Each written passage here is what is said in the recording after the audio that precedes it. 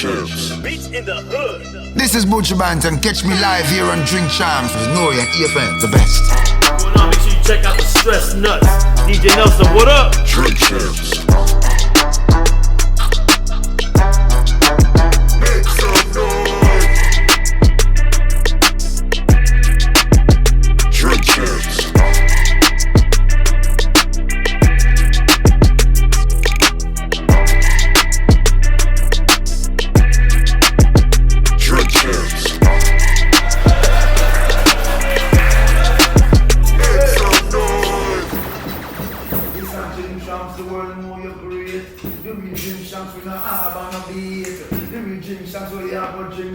Water, I can come here with Gatorade. This is Drink Champs. This is Buju Banton. Welcome to Drink Champs. What it good be? Hopefully it's your boy N-O-R-E. What up, is DJ EFN. And this Military Crazy World Podcast. Make some noise!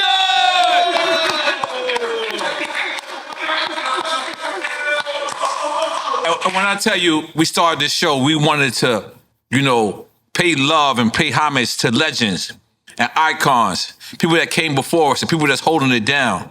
This man right here, I want to say this out front, and I want people to try to challenge me.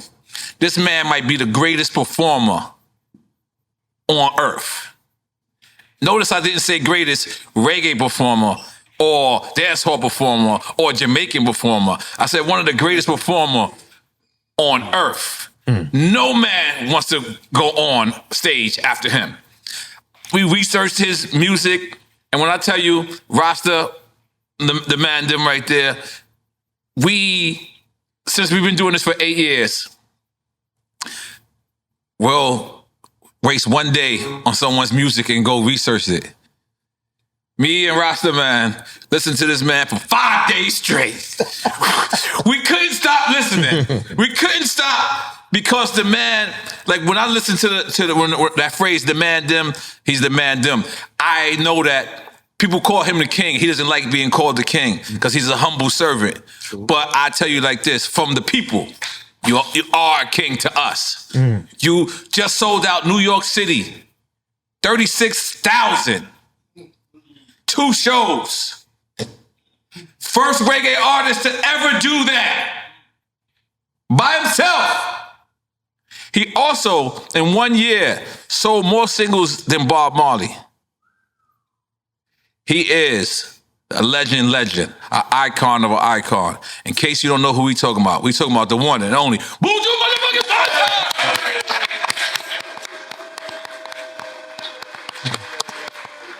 Yo, respect. I'm gonna be honest with you. Enough respect. I was so honored, you know what I mean, when they said that, Buju is coming here, because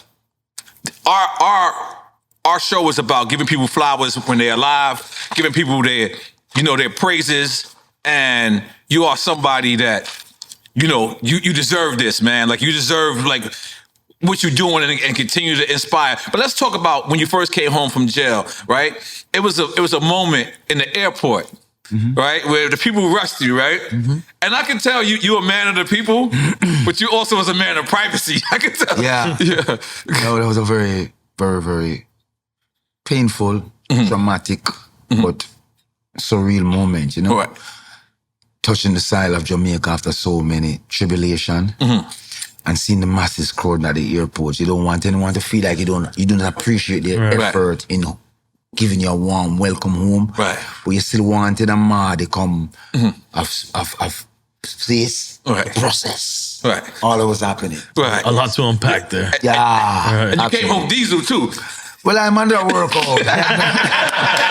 Yes. I work out 3 times a day. Wow. In those days. I'm on around a school, I'm on around the yard, and I'm on around the chapel. So I have a fit. A lot of jobs. Right. Yeah. So it's a difference, right? Let me ask you, this is a question I've been wanting to ask somebody for years. I'm gonna call myself it, as a Yankee.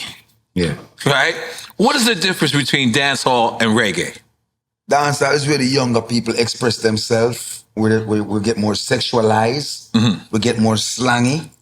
Reggae music is where we speak to the soul. Reggae music is what our ancestors and our forefathers left with us to keep us close to the connection to God, because this music wasn't given to us by man. This music was a divine music sent to an island of 144 square miles with a population at that time of nearly 1.45 million people.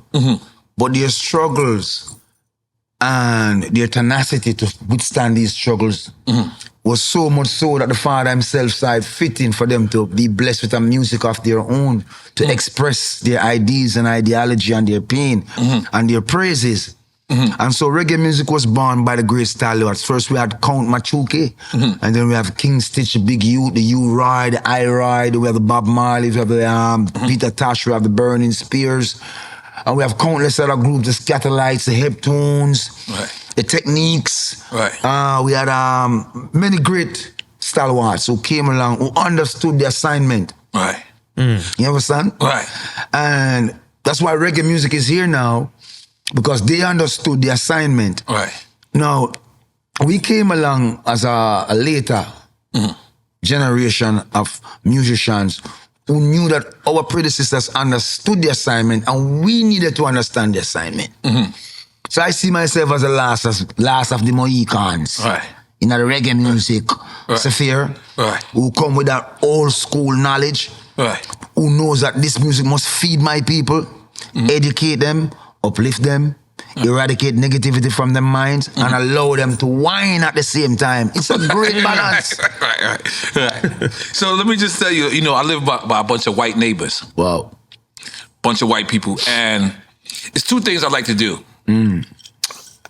I like to bump reggae music around them. They don't complain. For some reason, you can bump reggae music at the highest level. And it's okay. It's only two music you can do that with. It's reggae and salsa. That's it.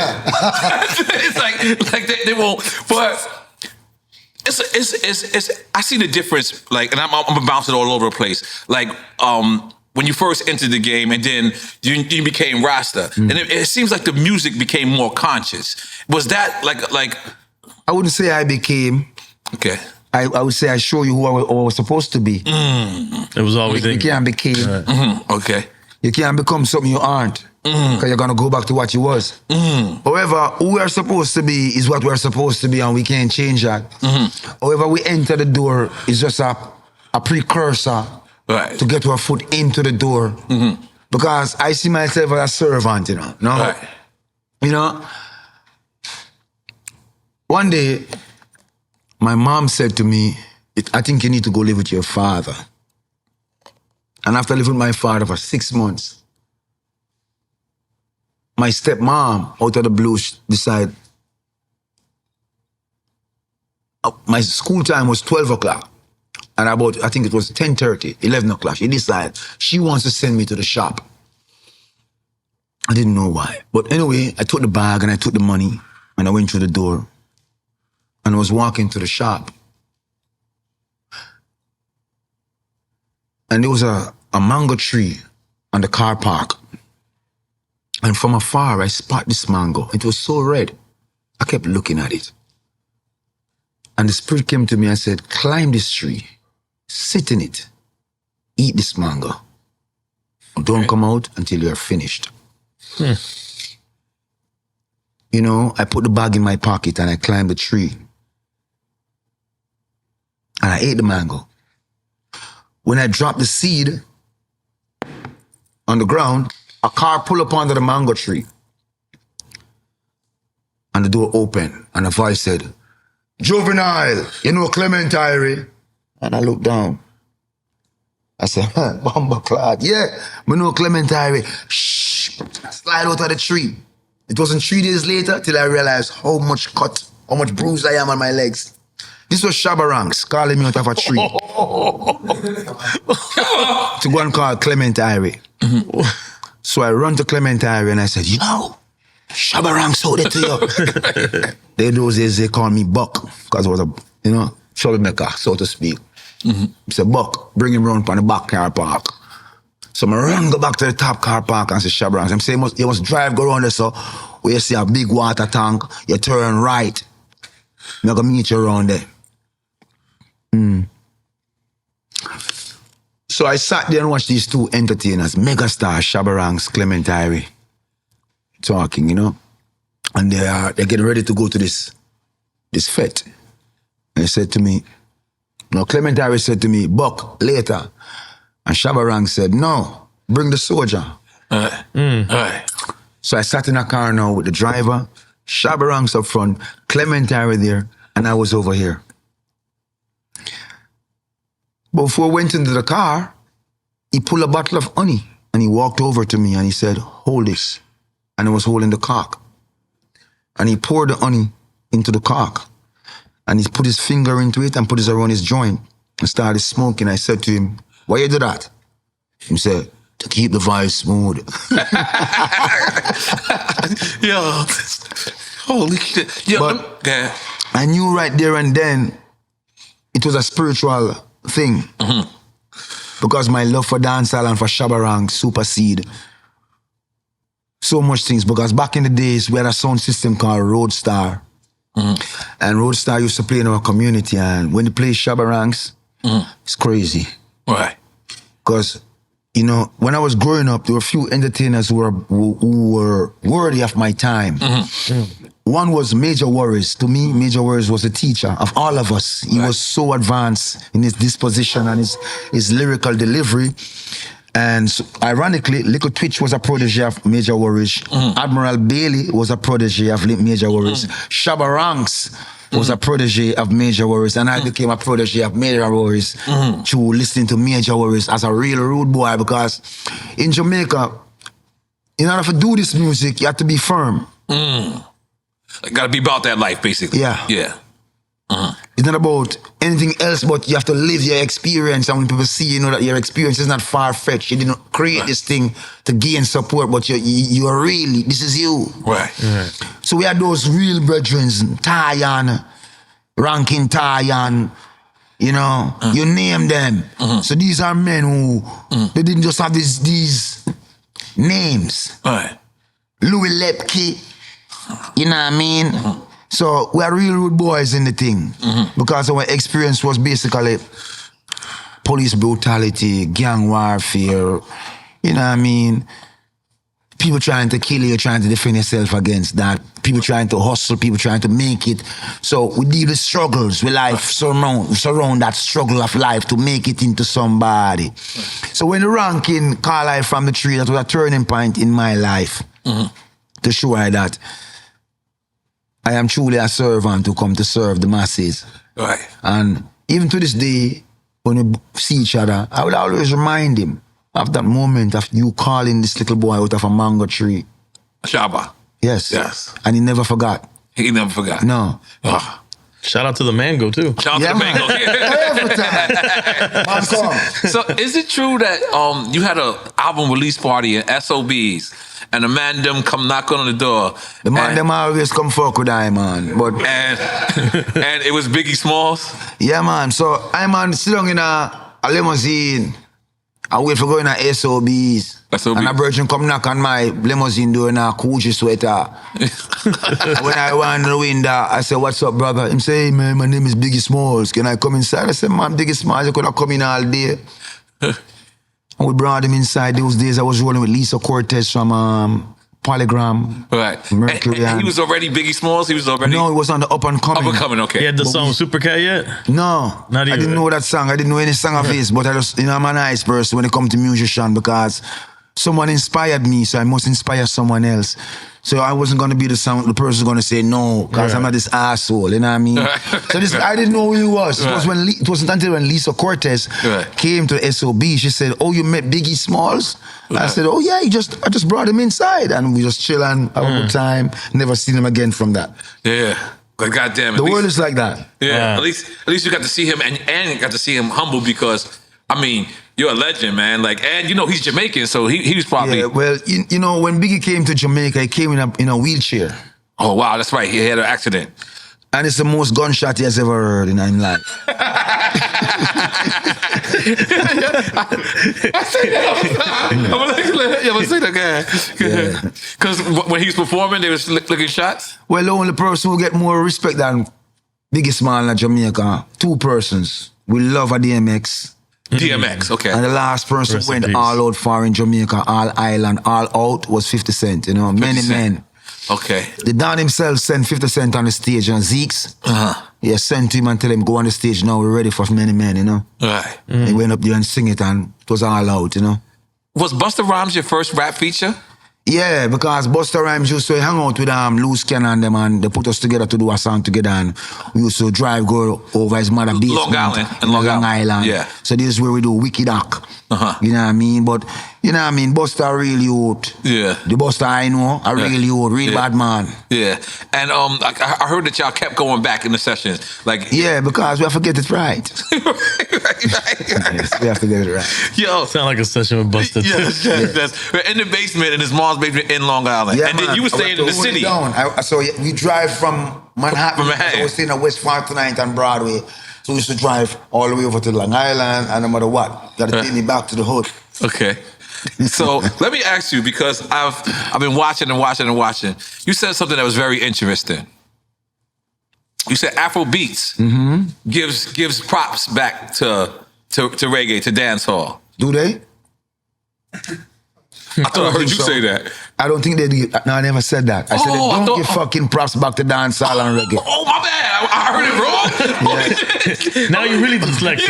My bad. I thought I heard it the other way around. But then I heard you say, because I heard you say Afrobeats. I thought I heard you say that. The Afrobeats, like, pay The homage. greatest musician out of Africa was Fela Kuti. Yeah. Fela Kuti. Lucky Dube from South Africa. We had Salif Keita. We have Youssou N'Dour. We have Baba Mal. Now, no one wanted to go beyond the pale of what those brothers was doing. I went to Africa in 1991 and I spent like 3 weeks constantly at the universities In Kenya? under baobab trees. In Kenya, that's educating people from Ghana, all over the continent about reggae music and dancehall. But I was happy when they came to their senses to realize that music is the bridge that's going to connect us. But what I was disappointed in, they didn't try to connect with Jamaica, the roots. They connect with everyone else except us. And you talking about Afrobeats? Yes. Okay, continue. I'm sorry. So they connected with everyone else except us. But when we look at what they're doing, their music is not free in Africa. It's for cray. I didn't know what The to say. music need to free Africa. If I am all the way in Jamaica and my country and my people fight for free your continent with word, sound and power, and you have the ability now and all you're singing is fuckery, you don't sing a song to free Africa all now.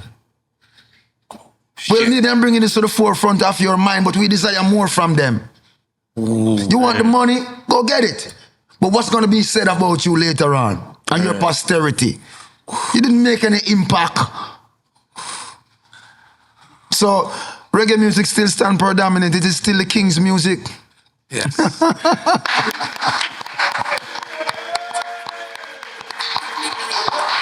I can honestly say I wasn't ready. I wasn't ready. Not the way you set it up. You set it wrong to start because with. I might have heard it wrong. But then I also heard you say, and this is something that I've really, really, really listened to you Let me on. ask you a question. Okay, yes, please. I'm in. Tell me one Afrobeat song that can uplift us. Uplift us, take us from... Kenya is suffering. People of the young men of Kenya are revolting. South Africa is on Sudan, South Sudan, you name it. But which one of these songs can I relate to for a peace of mind to tell me that I'm in the struggle and we are going to be better in the struggle, and even though the struggle is hard, we're going to overcome? Tell me. You know what? So- I don't think I can. Reggae music, Right. listen, a lot of culture vultures out there. We have sat and we have watched reggaeton taking reggae See, I was music. going there. I was going there. Let's finish with Afrobeats and then let's They go to fuck with our reggaeton. music so hard and stolen our culture. I'm not knocking nobody, but Right. you don't give us no respect, motherfuckers. Right. And you still expect us Right. to kowtow and act like we take something from you? This is the king's music. Your music shall come and it shall go, because it has nothing to do with soul. It has nothing to do with building energy. Our music is time marker. You can remember when you went on your first date, when you had your first sex, when you marry your wife, when you go to the first dance. It's time marker, because it's the king's music. Yes. You can remember when you're happy. You can remember when you're sad. You can remember all the things because there's a music to mark that time period. Right. But everyone wants to take from reggae. You want to ostracize us, underpay us. Let's just stick on Afrobeats for a second. That is direct from reggae, though, No. right? No. Really? Afrobeat is from Africa, but the influence, you know what I mean? But and I'm sure that the Afrobeat artists will say to you, oh, Afrobeat has nothing to do with Jamaica. And we'll say to them, our music has everything to do with Africa. Right. We don't dichotomize. We don't separate ourselves from Africa. No point, no time, no day. Because the drum in our music is what speaks to our soul. I think the drum in your music speaks to your soul. But what are you saying? It's important for you it's easy for you to have anybody to listen to you. Right. Just don't get that wrong. Right. But what do you have to say to them? There's the hard part. I was thinking about Joanna. I was like, that's not uplifting. I was like, maybe I should close my mouth. Yeah. It's easy for you to have the masses to listen to you, but what will you say to them? You know, we gone from people singing about the freedom that they desire, people singing about the hope of their nation rising to the apex, a hope of their people and the young man them realizing that this is a great nation and they need to take the bull by the horn.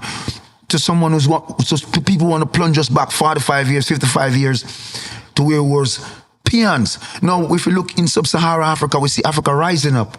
The brain of Africa has become awakened from Niger, go right through. So we cannot continue in the trajectory like we don't know who we are. Right. And our music cannot continue to be uninspiring. Right. Simple. Right. I mean, they say that all music comes from Africa. Yes. Yeah. But then, so you think that reggae music come from Africa. Yeah. The drum is just that we get a different way of speaking and our idioms and the way our cadence come across is much different. Right. Because we're able to bend words and we don't deal with English, we deal with Outlish. Yeah, because English you speak in, and I speak out.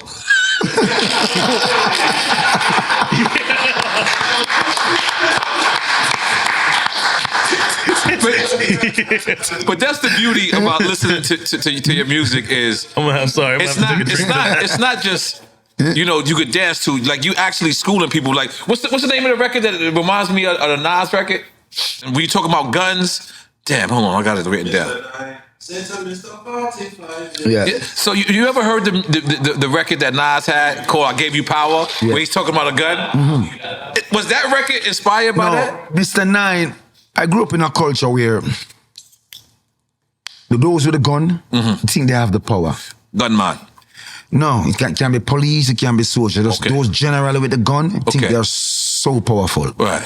And they don't realize that what they have done is show the younger generation or typecast or a kind of mindset that if you don't have a gun, you're not powerful. They have subconsciously broadcast this, that if you don't have a gun, you're not powerful. Right. But that song was aimed at telling you that whether you have a 9 to a M16, it doesn't matter what you have, it doesn't matter. You're not living right because a gun cannot hurt anybody. It's the individual and the mindset that perpetrate the act and commit the end result, right? You put a fucking drink right here, it's harmless, but the person consume it, then it becomes a dotard. Same thing with a gun. I'm sorry, guys. No, that's deep, yo. You think guns don't kill people? People do. Absolutely. You know what, Buju Banton? That's actually one of my songs too. So the premise exists, yeah? Guns don't kill people. People kill people. Mr. Nine said to Mr. 45, so it's like the guns are talking to themselves. People not living right. You know? So it was an attempt to... that's why I asked you, because it reminds me of the Nas song where Nas is actually talking to a gun, and he makes it so that it's no correlation. I've never heard Nas song before. Okay. That's what's up. That's what's up. This is crazy. This is great. Yo, so we spoke about some of it earlier where we said when you came home, the airport incident where people were, were rushing you and you kind of like needed your time. But then this concert comes right after this. I read the reviews. They said that this might have been one of the greatest concerts on earth. I think Jamaica. I'm satisfied with Jamaica. I've seen larger concerts, but it's a monumental occasion for Iman. Right. Still being humble and still, giving appreciation for the love of God. Right. I grew up in a simple home where the love of God was always there, My enemies try to destroy me because you don't know who I am, but trust me, they know. And They dwell on a thing called credibility. And if you destroy the credibility, it's easier for you to destroy the man. Any man. Right. Once you destroy any man's credibility, it's always easier for you to go at them. But my father, he stood in the breach and showed them that this is my servant. All right. And he's here to serve me, not you. So yes, they thought they put me away. But what they did was raise me up. Because you have to realize what man plan to hurt you with, your father plan to help you with. Okay? We're living in a world, we know that this world, especially the United States of America, is his domain. Right. We do not come to contest him. But we come to walk like Job. And we do not get our robe soiled. And walk like a champion. Even more champion than Job. Okay, cool. Because music has been used against the people now as a weapon. I was here in the early 1990s when I was a young man. You had no dreads. And I saw the trajectory and I saw what they were trying to do, and they have accomplished it. They've accomplished killing the KRS-One. They've accomplished killing everything positive that comes through the music. Wow. And it went down a spiral of where it would become debauchery and everything nefarious. And every so often the people would gain their consciousness and they hit them with someone or something else. Right. And they would drive the message home so hard that they have no escape.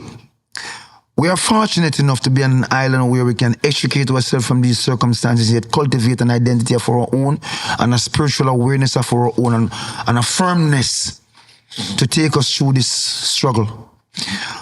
We do not aim to convert people because we're not a cult. Yes? We aim to open the eyes of the ones who are here in the earth so they can partake of the goodness of God. Not of the goodness of the devil, because it only lasts for a minute. But the goodness of God is everlasting. Now, you might say,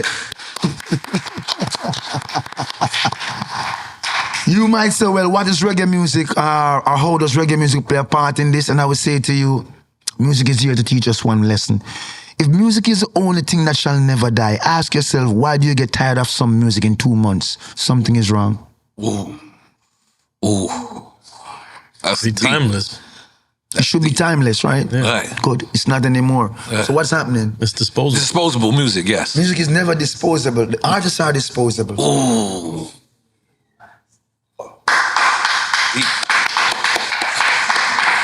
Holy shit. See, our profession was divinely given to us. It is written in the basic instruction before leaving earth that you all call the Bible, that a singer and a player of instruments shall go before the Lord's coming. So what shall we go and do? We shall proclaim his coming forward. We shall bring the people together. You know what I'm saying? But if we're not doing that, then we shall be thrown into the fire heap. Yeah? So all my Muslim brothers, they know this. All my Orthodox brothers, they know this. My Christian brothers who are standing up, they know this. This battle is not against flesh and blood. It's not against none of you guys. It's a spiritual wickedness and principalities and darkness in high and low places. You know what I mean? So you can continue or you can head towards the light. Your choice. You all do. Louise, Robert Cheese. Hold up. Let's talk about. Wait, did your mother give you the nickname Buju? Achua. Achua Dready. Yes, I. Yeah. How did this happen? How did this happen? I wasn't there. I was a baby. Oh, they just stopped calling you Buju. I wasn't aware. Okay. I was the baby. Yeah, okay, I was there, but I wasn't aware. Okay. You know, but I grew up hearing them calling I man Buju, you know. Now, Buju is a Maroon word. A maroon? Maroon. No, Maroon are some of the indigenous warriors on my island. We fought the British relentlessly. Those are the Moors? Maroons are from, we're called Blackamoors, but my generation originated from Nigeria. I'm an Igbo man according to my bloodline. Right. And we fought the British relentlessly. We fought King Charles for 40 years, and according to the British treaty, anybody sustain a war over 80 years automatically win them sovereignty. So we fought him for 40 years and called a ceasefire, and when he bought into it, we fought him for 40 years after that. Right. So we tricked them into fighting for 80 years without cessation, and we won our sovereignty from the British. Wow. Yeah, Wow. and we ruled from the cockpit country. down to the Clarendon. But now our indigenous life and our indigenous way of life and our lands are being threatened by the current government administration of Jamaica, who seek to bring Chinese and other nationalities into the cockpit region, which is an indigenous sacred region, to usurp us, the Maroons, as the warriors. So it's crazy that's happening right now. Yes, well, it's indigenous people all across the world around that threat, you know. Where I'm from Peru, because the multinational seeks. People who don't have phones, they don't have, They have, but the multinational seek the resources of the land. Like in the cockpit country of Jamaica, we're rich in bauxite. Right. Now, there's certain companies like Naranda and certain Russian companies who have been taking this bauxite for over 70 years, and they will destroy a school. Right. Just to take the backside under the school. But there's no payment given to the community, nor the chief, nor the council of the indigenous community. It's done through the government structure where these people are just totally alienated. And their land is being pilfered. Right. Like, you know, it's crazy. So it's a new generation of young men rising up. What's the two political parties in Jamaica? I don't give a fuck about political parties.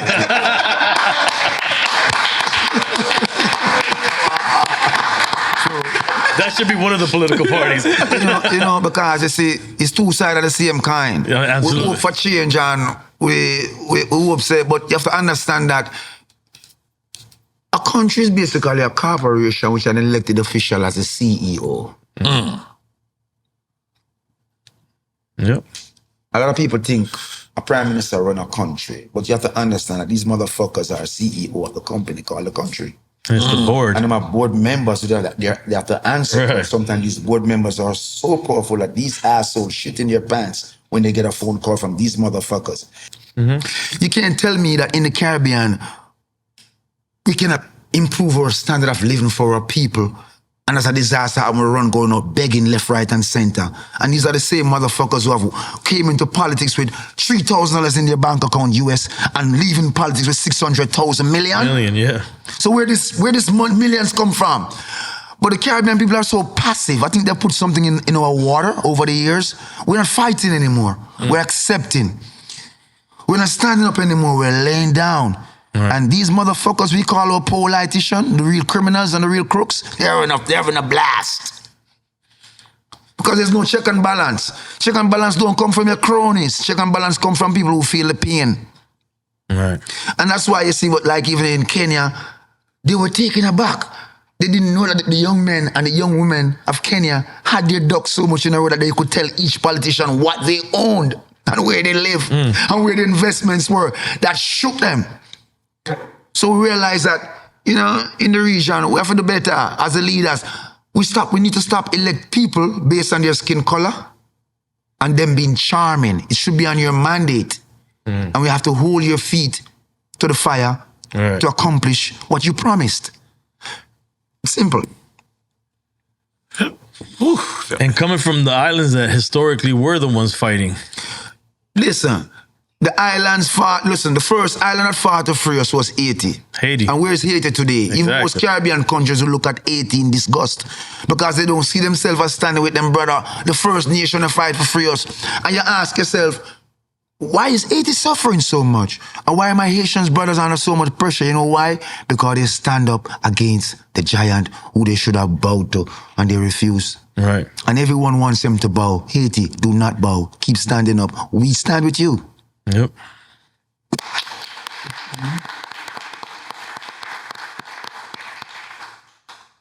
So what? Let's talk about Penthouse Records for a second. What you want to talk about it? How'd you get down with Penthouse Records? Hey man.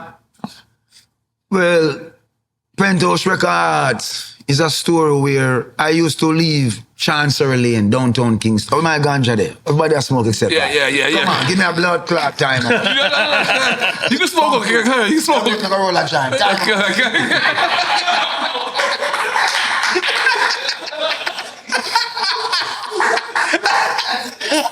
That's the first time out we got on Drink Champs.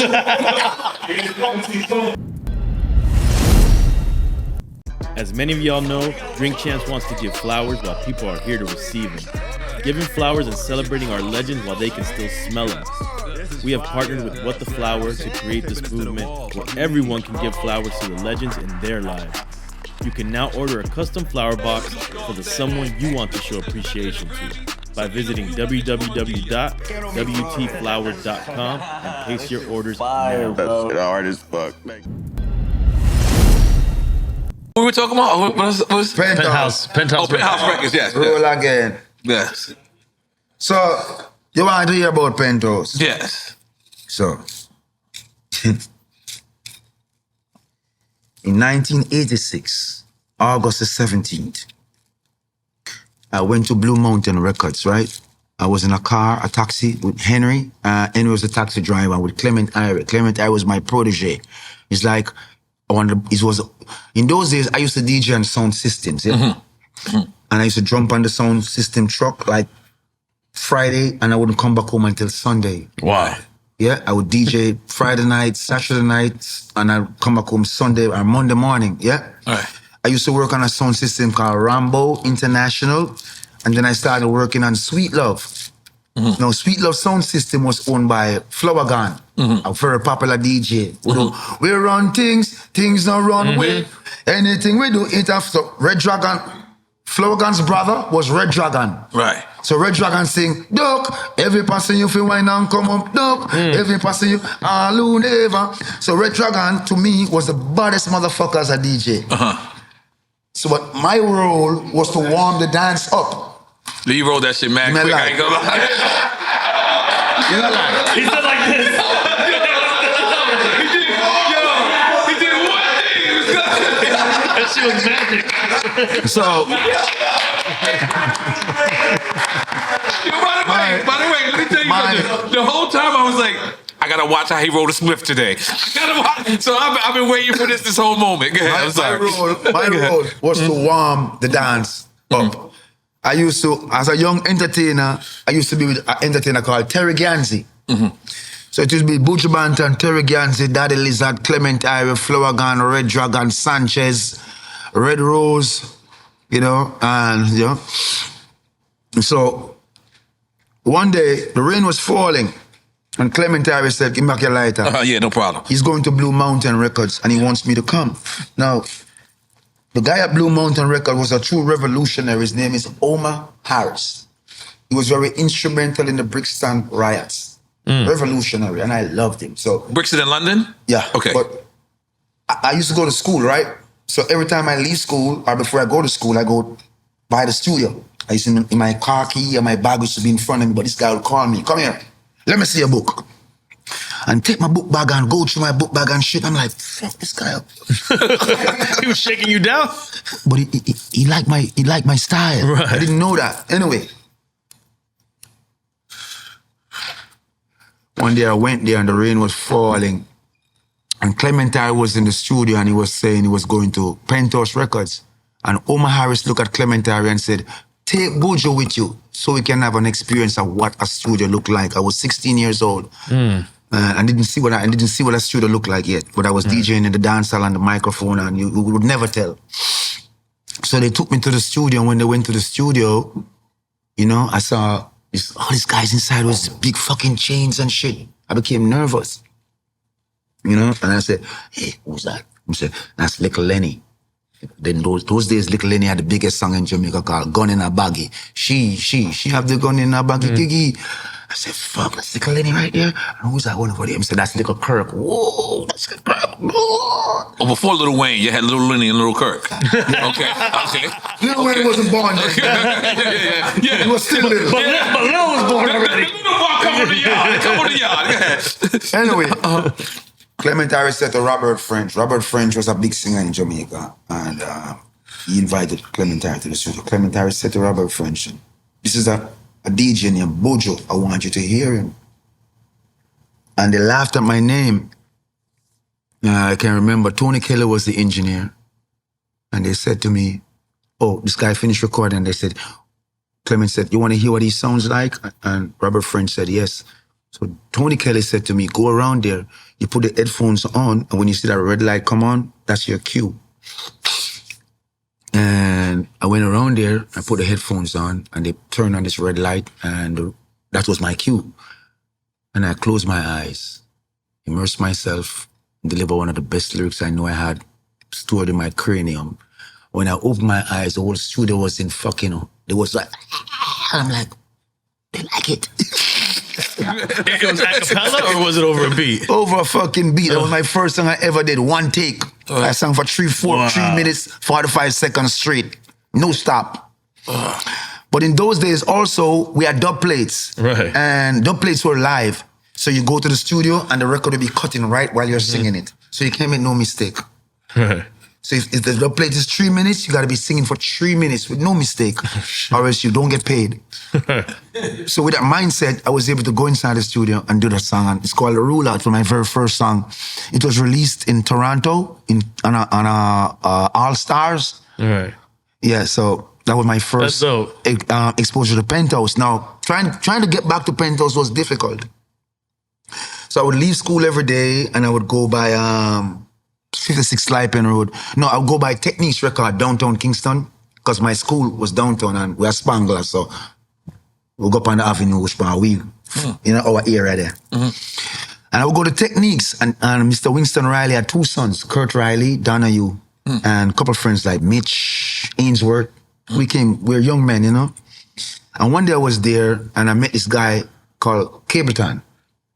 Wow. I was leaning up on the Salvation Army wall and I see this guy coming and went into the record shop and he came out and stand up beside me and I look upon him and I pre him up and down. I said, where you come from? You know what I mean? I tell him where him come from and we just start rolling thing. Anyway, I said to him, yes, Bart fill up the road me and Penthouse, I go check it out. In those days, we don't pay bus fare, you know, we just jump on the bus and beat the bus up. Yeah. You can't charge me, I worked.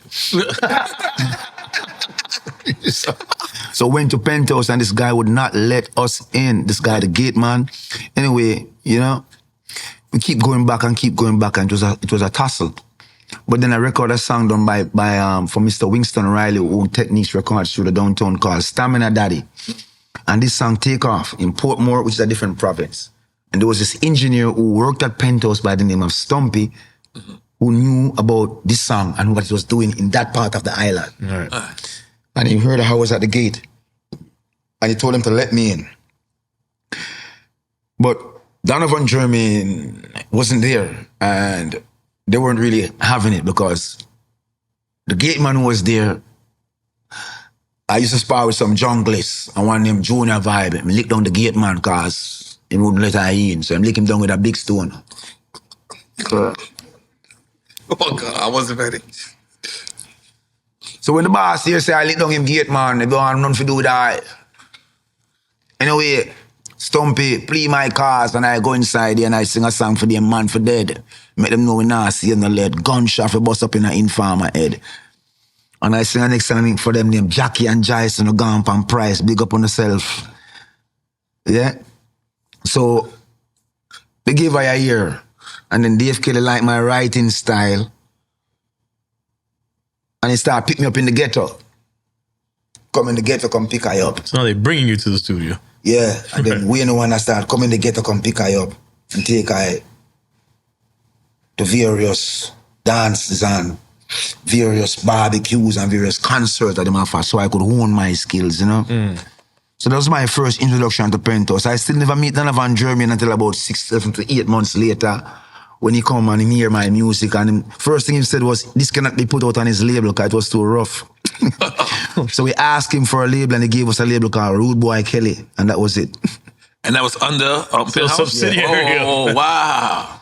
Yeah. You ever did business with, what is it, VP Records? VP. No, VP Records is a stalwart in the Jamaican community because they are able not only to understand the music, but to market it to a demographics that need it and make it reach the masses. Now, they've been here for quite some time and they've been doing tremendous work. We had VP, we had Superpower, we have Shelly. Right. VP was Chinese people though, right? Yeah, we had VP, we had Superpower, and we had Shelly. Okay. Those are stalwart distributors. Okay. From the, who made the music a prominent staple in the United States of America with Clinton Lindsay and various other David Levy's and various other individuals who were able to use their platform to move this marginalized music forward. Right. Yes. Is that the ultimate goal when you are a reggae artist coming from Jamaica? Is to not only have it a hit record in Jamaica, but to What is the ultimate goal? Is it to get to England? Or the ultimate market? Yeah, is it ultimate goals differ. Okay. Everyone ultimate goal different. Okay. If you want to know what is my ultimate goal, I can't tell you what's the next guy ultimate goal. Yeah. You know, I can tell you, say, my ultimate goal is to have this music here loved even by my ancestors who have passed and gone, to be in the grave and turn and smile and said, yes, there is someone out there carrying on the message. No matter, you can sing a bunch of fuckery, but sing something positive for the people. Right. At least once. Right. Make the angels smile, because this is godly music, you know. Right. Got that. You know, I go through some tribulation, and it's just reggae music. Could I identify with it? I ever play some hardcore music where I go relate to my situation at the present moment and uplift me and give me clarity. Right. Something that speaks to my soul. Now, everyone different. Someone will find it in soundscape with no voice, but just music and raindrops and Right. you know what I mean? But I take solace in reggae. Okay. And a lot of people do. You know, it has not been at the same forefront, because you must admit the fact that we are trying to, you know what I mean, assimilate with what is hip-hop. And the new generation is somehow leaning towards that. You know what I mean? And we can't knock them, because it's what they're exposed to. The current generation? Yeah, it's what they're exposed to, and you have to understand, so each generation see things different. Right.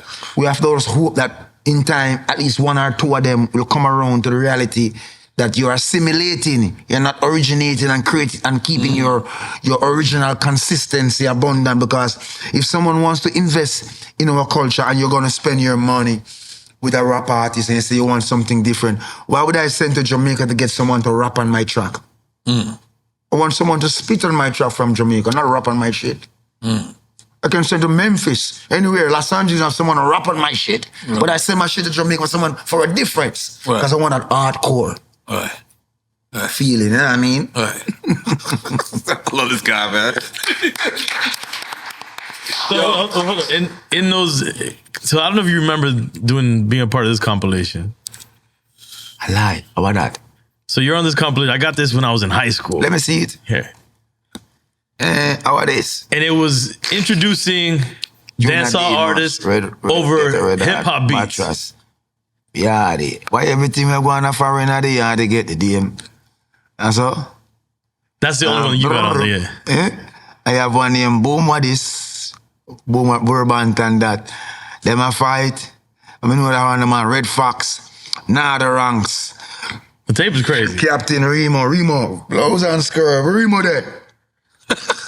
These were the days when, you know, I used to perform in Biltmore Ballroom. I used to come to America when I have a concert like 2, 3, 4 weeks before and perform with a band called A-Team with Nasty, the greatest drummer from New York City. Oh my God. And you were obviously hearing early hip hop at that time. Yeah. What was your first impression of hip hop and what you thought, how you would collaborate with it if you When would? I was 14 years old, I get my friend upstairs his mom bought him a boombox. And we got exposed to hip hop. We were listening to Slick Rick, Doggy Fresh, the show. 6 minutes, Doggy Fresh, you're on. Pam, pam, Michelle, my love. So we grew up on Slick, we grew up on Doggy, with Run DMC, Run DMC, of course. you know what I mean?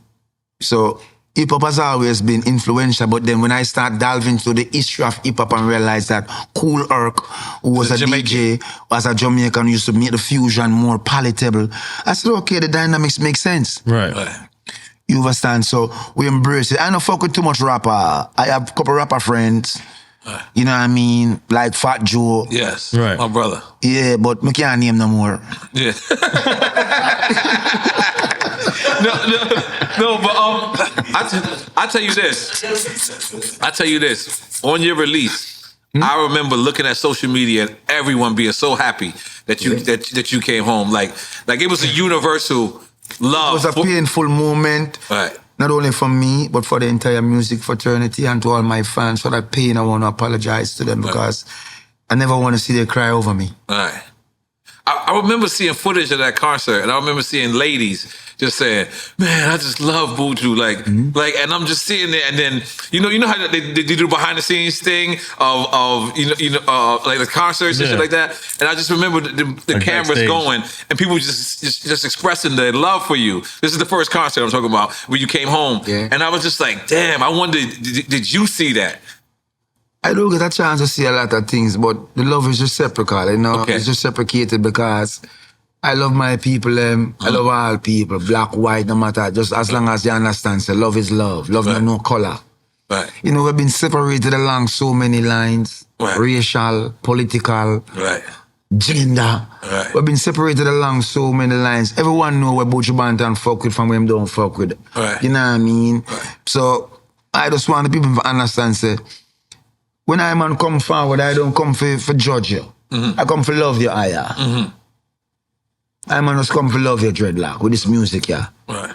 You know? Right. I hope say, fuck up. Hope you stop the fuckery and get it right. Let's make some noise for that.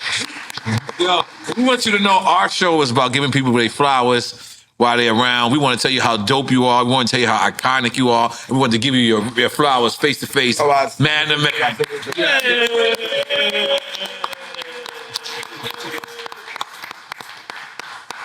Well, listen up. Next time you get some flowers, I can plant. So you ready? You know how for flowers them have to grow, you know. Yes. But I thank you guys very much. Yes, love, man. It's great. Love. Yes, sir. So yes, we're gonna play a game real quick. It's called Quick Time with Slime. Now, if you want any your friends to stand in as a It's a drinking game. It's a drinking game. Hey man, give me a buckle of water there. Bomb buckle of Bottle of I'll join you with the water. I'll take some marijuana. Yeah. So hold on. We're gonna it's the greatest drink. Yes. And a man make it a God. Yes. I'm in. Don't make me feel like a dick. That's the message. Give me a cup. For the next 24 hours, I'm Rastafari. Guys, right? so you can pull up. You can pull up over here and have a cup of drink. So let me ask you. Are you vegan or you eat fish? I'm a fisher, I kill fish. Okay, you kill fish. What I mean, I feel like I eat a whole heap of fish in a creation, right? No matter I say I have to ease off a fish, because some fish here go on. Because I want to ask you a question. This is my friend Rasta. He's vegan and he's Rasta. Yeah, Rasta, you have a vegan, man, but I have a whole heap of work for you. You stay up on the vegan side, I go and kill the fish then for me. No, we catch pescatarian. No, we catch it with shrimp every now and then.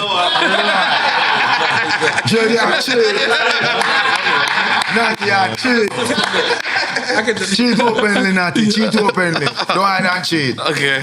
Thank you very much, daughter, for this water. All right. I don't got it. And no. You drinking for all of us. I'm drinking for I'm drinking with him. So he's drinking for me. What about Okay. So did you explain him the rules? You're a designated driver. Yeah. You explained to him the rules? Rules? Yeah, we're gonna give you two choices. You pick one. We don't drink. If you say both or neither of the two, you drink. We drink. We all drink. Come on, let's go. And any stories, anything we mention, it's about just let's fucking bringing go. anything up. Okay. Jay-Z or Nas? Nas a bad man. Nas, okay. That's fire. Tupac or Bob Marley? Bob, every time. I wouldn't have asked that question. I mean, it's on our list. I had to ask it. I gave you all of them. Yellow Man or Ninja Man? Yellow, the king. Okay. Biggie or DMX? Both. Jesus. Okay, yeah. All right, cool. You're in a tight spot right there. Rest in peace to both. That's a good one. Shabba Ranks or Cuddy Ranks? Shabba. KRS One or Rakim? KRS One. We can't go on KRS One and put some powerful work out there. His work speaks for itself. Beanie Man or Bounty Killer? Me no mercy. No rule, no get me gun thirsty. I don't mean Percy. You know, I just answered. What did I say? Bounty Killer.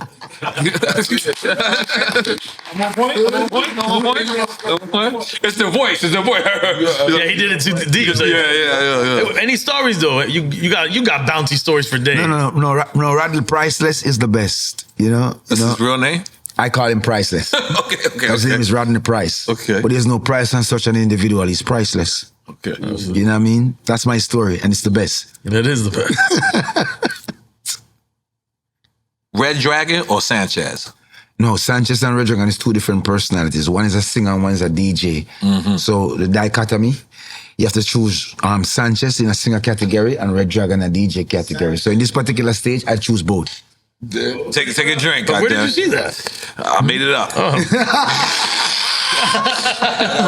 Burning Spears or the Techniques? Burning Spear. This is easy. He's still active. The Techniques have retired. He's still doing the work. A labor of love. Public Enemy or Dead Prez? Shout out to both. Man. Public Enemy. Malcolm X or Marcus Garvey? Marcus Garvey. Marcus Garvey. You know what I mean? Go ahead. You going to...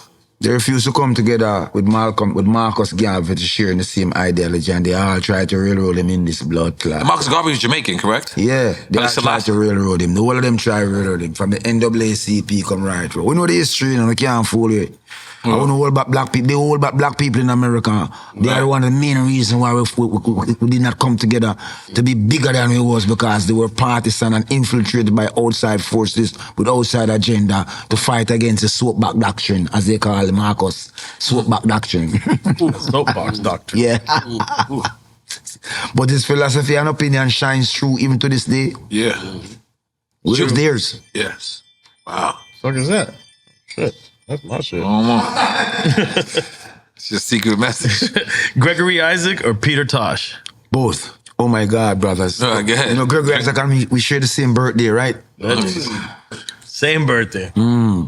Super Cat or Shinehead? Super Cat. Man, shout out Super Cat, man. Reggae or dancehall? Both. I'm a fan of the genre, 360. You know, it's too great. It's too great medium of expression. Lady Soul or Patra? Both. Okay, take because another they both drink. represent two different era and they both did phenomenal stuff for their generations. Patra was the breaking point to show the world that our female artists were capable, and Lady Saw is the present-day representation of what they can represent themselves as.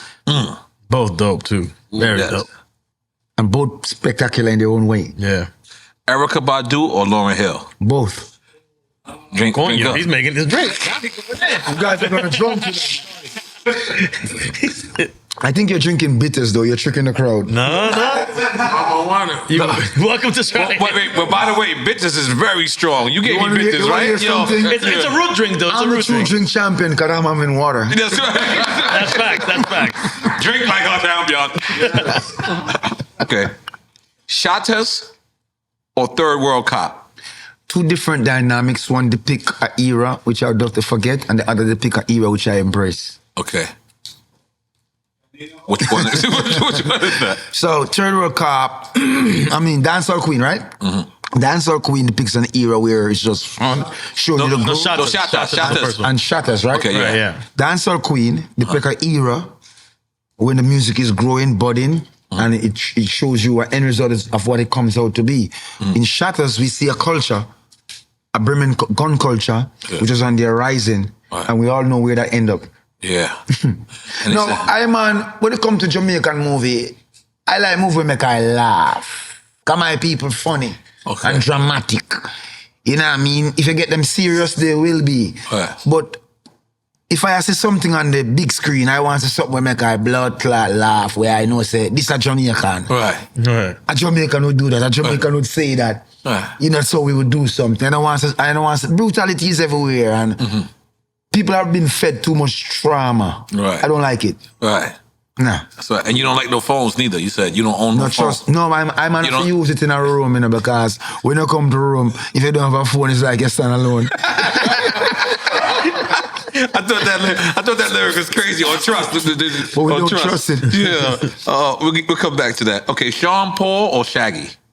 Both. Two different era and two different representations. Shaggy did something that we all pay homage to because he broke. Yes, and it wasn't him. It wasn't him. It wasn't him. And Sean, you know, he still continued doing his stuff. And I mean, Sean has pivoted. So he said both, right? Yes. And they're both great and both talented. Yes. And I wouldn't mince words. No cap. Yes. No, they both go to the light-skinned Jamaican karate class. Give it up, Shaggy is the Drink Champs alumni. He's been on the show. Big him up. I do not disrespect my elders. Yeah. And neither do I speak down or speak about anyone bad behind your back. Right. You know, as a principle, man. Because if a guy try that, he might get fucked up. Right, man. No. So I try, do that, I want how I want him, do that, man. Right. You know, I speak truth. Whatever I say is I'm an opinion. Right. You understand? It's not a general consensus. No, if not dog is entitled to him opinion, him choose who to bite. So leave me with mine. Respect. Okay, you want the next one? Sister Nancy or Papa San? Oh, two different presentation, two different era. Chose both. Okay. He want us to drink, though. No. Rohan Marley Yeah, we need stories, or Stephen man. Marley? You're going too fast, dog. Rohan Marley or Stephen Marley. No, you're talking about Rohan doesn't sing, as opposed to Stephen who sing. Okay. So Rohan plays. So I said football. Damien. I meant to say Damien? Yeah, it's Damien No, and Stephen you here. can't compare the father with the son. Okay. And Stephen's like Damien's dad, even though he's his brother, musically speaking. Right. You know what I mean? We watch him grow, we help him grow, and help him hone his skill. Right. So I would choose both because, you know, one is the predecessor of the other. One is the predecessor of the other. Yeah. I got one that's not on the Go ahead, go for it, bro. Buju didn't mention either one of these guys. I just want to know. Garnet Silk or Tenor Saw? Well, now, two different genres of music because Garnet Silk is more spiritually aligned and spiritually, you know what I mean, centered. And Tenor Saw sings songs that we can relate to. However, we didn't get enough of Tenor Saw to make a fair comparison, so I'll choose both. Okay. Of course he's Yeah, I love how he answered everything genius. It's like a genius, yo. And you think he's going to say one of them. Yeah. Like, word. No, well, in all fairness and honesty, if we had gotten more of Tenor Saw, his life was cut short in Texas, yes? But what we saw, we love, and it stayed with us, just like Nitty Gritty. Nitty Gritty gave us some work. You guys know of a guy called Nitty Gritty, right? Let them come, cause we ready for them. Boom day. So those guys, they sang some songs that we wanted more, but we just didn't get enough. So it's unfair for me to make a correlation between him and draw an inference with Garnet Silk, who has done so much records. Right. And it's present even to this moment in our psychic. Wayne Wonder or Garnet Silk? No, I have to choose both because Wayne Wonder. Wayne is a different kind of singer. Wayne Wonder You just said that? Saw Garnet Silk. Yeah, but Wayne Wonder, we can still address it. Wayne Wonder is a girls' singer, rude boy singer. Yeah, Garnet stays borderline religious girls. So it's two different singers, Rasta reality and rude boy reality. Two of them I choose. Yeah, I got a song with Wayne Wonder and Lexus, and we shot it in Tivoli Gardens. Are you serious? Yeah, one of the most scariest days of my life. Why? You know why? You did say when Biggie went to Jamaica, he heard those Too much things? Yeah, it was crazy. My island is so nice, we name it twice. Jamaica. Jamaica.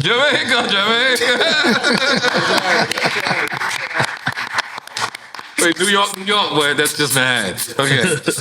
From Barris Hammond or Junior Reid? No comparison.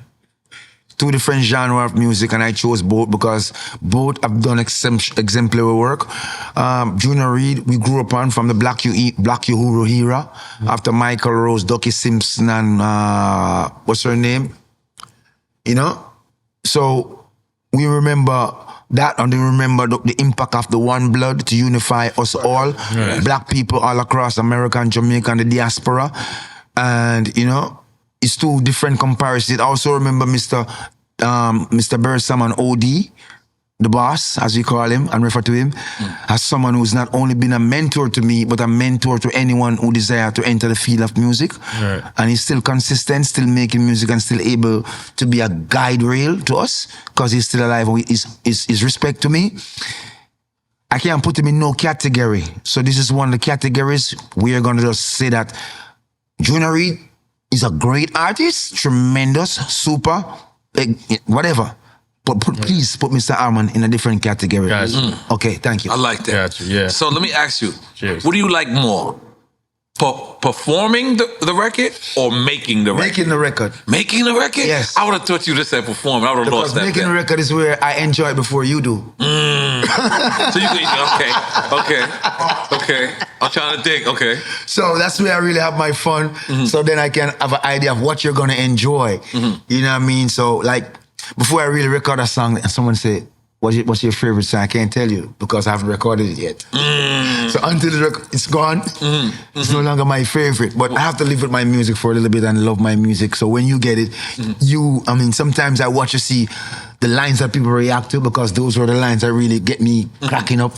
So really and truly recording to me. And then recording is also where I spend a lot of time because I believe in perfection. And I like to make my mistakes there because I can fix it right there. Yeah, that's real. Okay, you want the next one? Nicodemus or Tenor Saw? Both. Two different. But Tenor Saw is a singer and Nicodemus is like the godfather. He was the first one to taught us how to settle in the middle of the rhythm. A lot of people don't understand that, but those who do. Right. Okay. This is the last one for Quick Time with Slime. Then we get back to the interview. Loyalty or respect? Loyalty. Respect wanes and people drift in terms of who they respect. Respect sometimes comes because of what you own, where you live, what you value. But if someone is loyal, they're loyal forever. And if you should take up your phone and you can't call none of those numbers after 3 a.m. and they answer, you have a problem. Right. You have a serious problem. Luciano or Freddie? Both. Big Ship never stops sailing. Okay, let's take it down. I put my bottle away. Big Ship never stops sail. Two different genres, but two influential individuals who made tremendous music.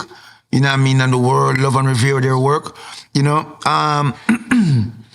I hope this question here is not aimed to pit us at each other. No.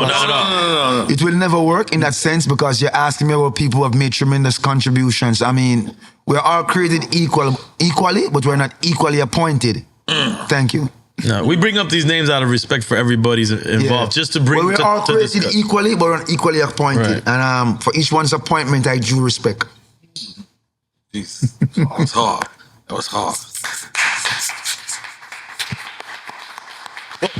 I have a bunch of records. Yeah, what's that But you got? today, I could only find one out of my stash What is all that? over the place. What label is that? Untold Stories. On Operation Willie?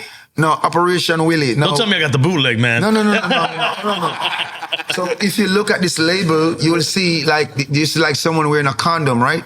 You look at it properly? Oh, shit. Yeah. You had it for all these years. You ain't know you can hold a condom. Yeah. So Operation Willie, I was sitting on a plane going to Trinidad and I was inspired to write a song called Ragamuffin, Don't Be Silly, Put a Rubber on Your Willie.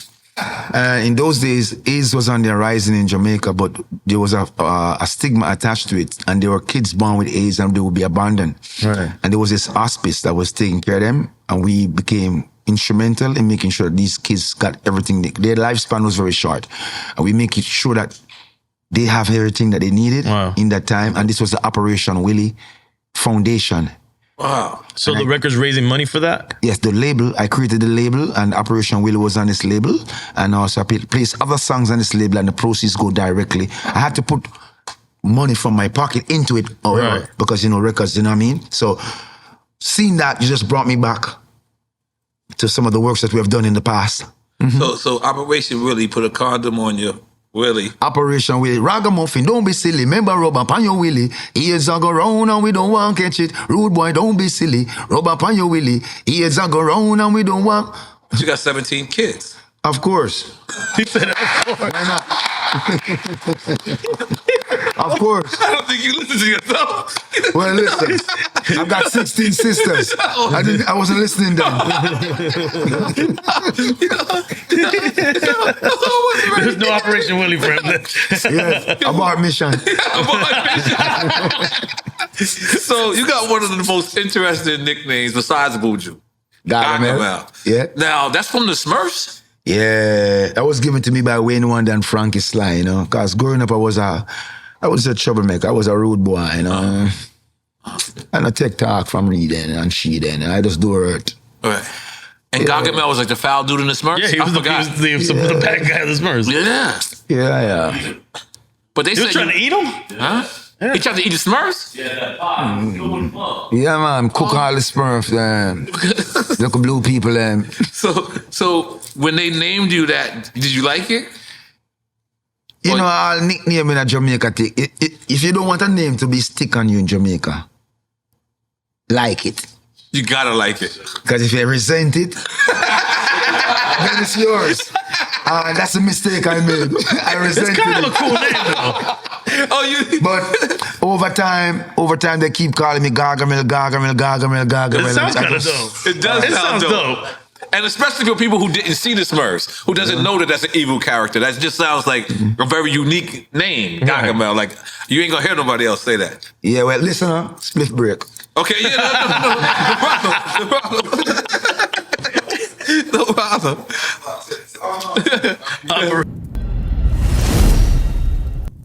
Sorry, Nah, it's all good. It's all good. Man's a revolutionary, we do things different. I ain't no confirm.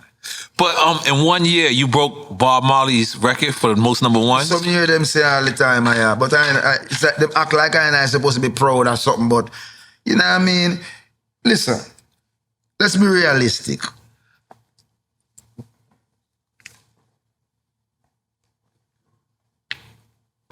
I am coming from an era where a record was a record. Mm-hmm. And this said record was sold Care for my record. for a minimal a $7, $6, $5, $4, $3, $2. That's how it grow and come forward. Right. Then I man come to a time where I have no more bumbleclad record. I man find myself with a CD.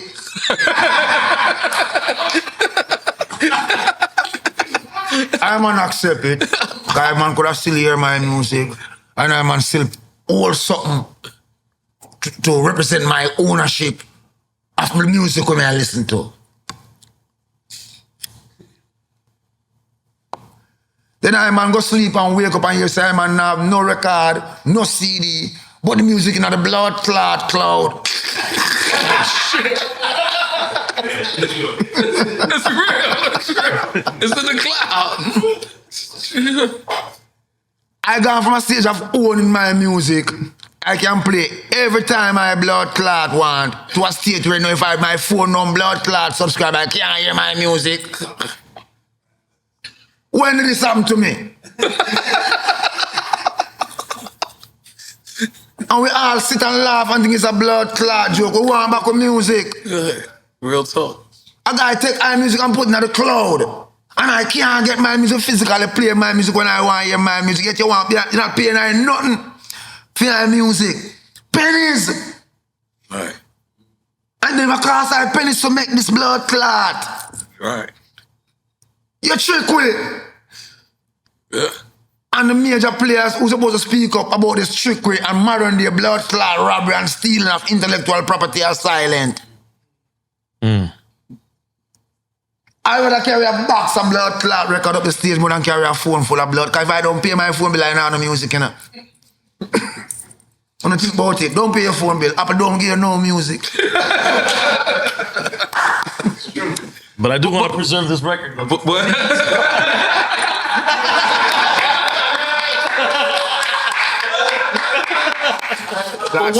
one person who stepped up, and I love what you just said. But one person who stepped up and started talking about the robbery of the streaming was a person you got a record with, Snoop Dogg. Yeah, Snoop. Snoop Dogg stepped up and said, "This is highway robbery. How the hell can you download, 1 billion streams and then give me $10,000? Meanwhile, the record labels." So you think more people should step up like that? Absolutely. Yeah. Something has happened to us. We have moved from the parochial distribution where we had a physical product in our hands. Yeah. I understand you think it's too bulky and the world is moving in. But there are people like us. I want my music. I want my record. I want to put my record on. I want to hear the nigga go. Right. Right. It means something to me. Right. Yeah. The other day, I was in my recording studio and this young lady was doing her final papers at the University of the West Indies. and she wanted to do something on me. And I said, okay, I welcome her. And she came in the studio and we was talking along the line of music, and she has never seen a phonographic record before. Crazy. And I had to take up a phonographic record and show her. So you realize that there's a generation who doesn't know what a vinyl looks like? Right. Or some aspect of that generation who doesn't know what a vinyl and how it is played, and how you receive sound through a piece of plastic. So are we moving so far ahead that we're taking the things that make us real humans away from us? All right.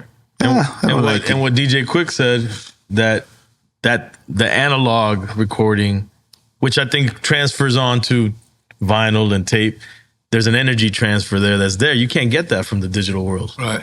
Never. No, I like what you said earlier. It's like people wanted that physical thing. They wanted to look at the producers. They wanted to be proud of the product, like how you said. Remember those days? Yeah. When you get a record and you rub it on your pants, you take the plastic off. Yeah. You just rub the front and the plastic just open like this, and you take out your record. Dude, Fresh new you want record. to put your shit back in the sleeve so good and put it back down in the jacket so good. Yep. And you read the credits. Oh, and when the music is playing, you can take out your sleeve and read along. Yes. And you know I who miss the those producer days. is. Of course. But then, You know who the A&R was. You know who the label was. Now you just download but something. even and from a financial standpoint, I don't think the young cats today will be able to get their life in order based on what they're being paid from the current mode of income. It's not going to happen. It's not going to happen. So we're being robbed and our industry's being raped. Somebody's getting that cash. Yeah. But nobody don't want to talk about it. You come from the island. Right. You see that industry grow, mature. Yet the artists who made the industries are sidelined. Right. It can't be like that. Right. We need fair play. Right. Let me change the subject for a second. Back in the days, there was a group called Born Jamaican, right? Yeah. And it set off this whole thing. Jamaicans that's Jamaican, but they're from America. And like for us, I'm half Puerto Rican, and Puerto Ricans from the island don't really fuck with Puerto Ricans from New York. Is it like that with Jamaicans and born Jamaicans? I'm asking because I don't. No. Yeah. No. You know, we Jamaicans, we're proud of our heritage and we're proud of all our flag bearers. You know, once you have a drop of Jamaican blood in you, no matter where you're a Jamaican. Right. No matter where in the world you go, you're a Jamaican. Right. And, you know, If you're born in Japan and you Jamaican, you Jamaican. You have Jamaican father, Japanese mother, you're Jamaican, of course. Okay. But you find that we're very protective of our culture. You can't blame us. So when people outburst, you know, you must realize that this is one of the most abused cultures. Jamaican artists, and you know this, Nori. The powers that be don't respect us, man. They underpay us, treat us like, you know what I mean? You know this. I didn't know that till you said it, though. When we step out, if you don't step out and assert yourself so these motherfuckers can know who they're dealing with, you're going to subject yourself to that. Right. So we have to always know what we're dealing with and let them know what they are dealing with. Yeah? And it's just that. I'm sure my rapper brothers face the same thing. They have to step out and let people know that they know what they're worth and know their value. So you don't respect it, it's up to you. Right. But if you want to do business with us, you got to respect it. Right. You know something that was interesting when I heard you. You was doing another interview and you was like, I believe you called reggaeton culture vultures. I believe you said that. I don't want to misquote you. I don't want to misquote you, right? But then you said I believe this is what you said. You can correct me. And you said it's like they only work with each other. Like they don't work with outside entities. When I was 19 years old, right?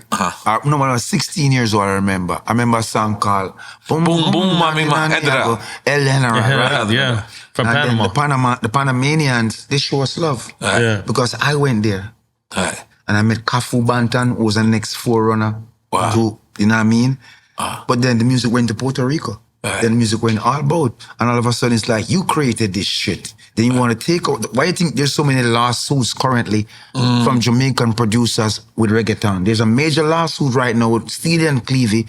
Steely and Clevie is one of our biggest producers. You understand? And these guys have been because it's the same rhythm that they take in, right? It's the same drum. Biting his shit. Yeah. Because they think we're from the Caribbean and there's no intellectual property control or we have no idea what we're doing. But it's a new day in Gotham. Right. Oh. The Batman's still alive. and then Afrobeats doesn't face no lawsuit like that, but you're saying that it wasn't, the love is not there. Like we should have a more tighter relationship with Afrobeat. Listen. I agree with everything you say. When Nelson Mandela was locked up in South Africa, yeah, where was the voice of Africa to free him in terms of the music? It was Winnie Mandela, free South Africa. The Jamaican singing consistently, making the world aware about the African plight. Ethiopia, you name it, Angola. We name our rhythm the MPLA. The MPLA movement was from Angola, the liberation struggle in Angola. Wow. Okay? We name rhythm Chiang Kai-shek based upon Chiang Kai-shek fleeing from mainland China to what is now called Taiwan, which was formerly Formosa. Oof. You understand? So we are integral in world affairs and our music speak to the demographics of the globe. Right. It's real. So when we hear our African brothers and sisters doing music that we can identify with, but we're not hearing nothing to free Africa, to free the minds of African, we are concerned. All right. Because if we're in Jamaica, we're singing about sexuality and violence, and they can say to us, my brothers in Jamaica, we remember when you used to speak to us from your heart, now you're speaking to us from your lips.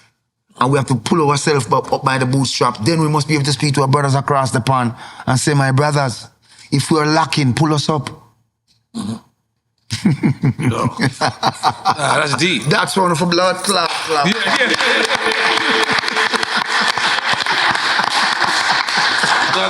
That's deep because, you know, since, like you said, handed out this boom, boom, boom, mommy. And then I've seen it's the same rhythm. I always heard. Now this is me being a little bit in that section. I always heard them show love to Shaba. I heard them show love to you, and show love to other people's soul. But when you said, I think you said this. It was like, but they don't work with us. And I was just like, damn, I didn't realize that. So did you hear a song with Buju Shaba and El General? No. Did you hear a song with Buju and El General? No. Oh. And you go along the list, the answer is no. I take Buju out the equation. What about name somebody else? Sean Paul has something with Karate G. Well, you know they went to the same karate school, right?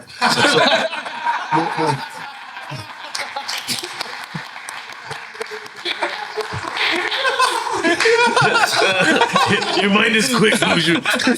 Yes, he's mad. Nah, but the reality exists that is not present. There's none in the archives. Right. And I'm talking something frivolous. I'm not capping. Right. Nah, Go do your research. Yeah, nah, you're right. So, I mean, if someone come from Africa and they say Buju, like I've done song with Salif Keita. I've done song with several African collaborations. It's good because I want to speak to my people. I want to foster that bridge. Right. We want to create this symbiotic relationship where we both understand each other. Right. And can relate to each other. And the music is the common language that we both, it's a universal language of all nations. Right. It absolutely is. Nah, that's real, man. That's real. I'm glad. You know what? I'm glad to hear you say that because it's going to be a lot of people that's going to watch this. And I feel like this situation will be fixed. From your powerful voice, from the voice of Jamaica, you know. It's important for my brothers. Yeah, because you're the only one I ever heard step up and say something. I mean, maybe others has, but I haven't seen it. But that's why I'm hated. And I'm not appreciated in many aspects. But that doesn't matter because, like I said, I'm a servant, you know. Right.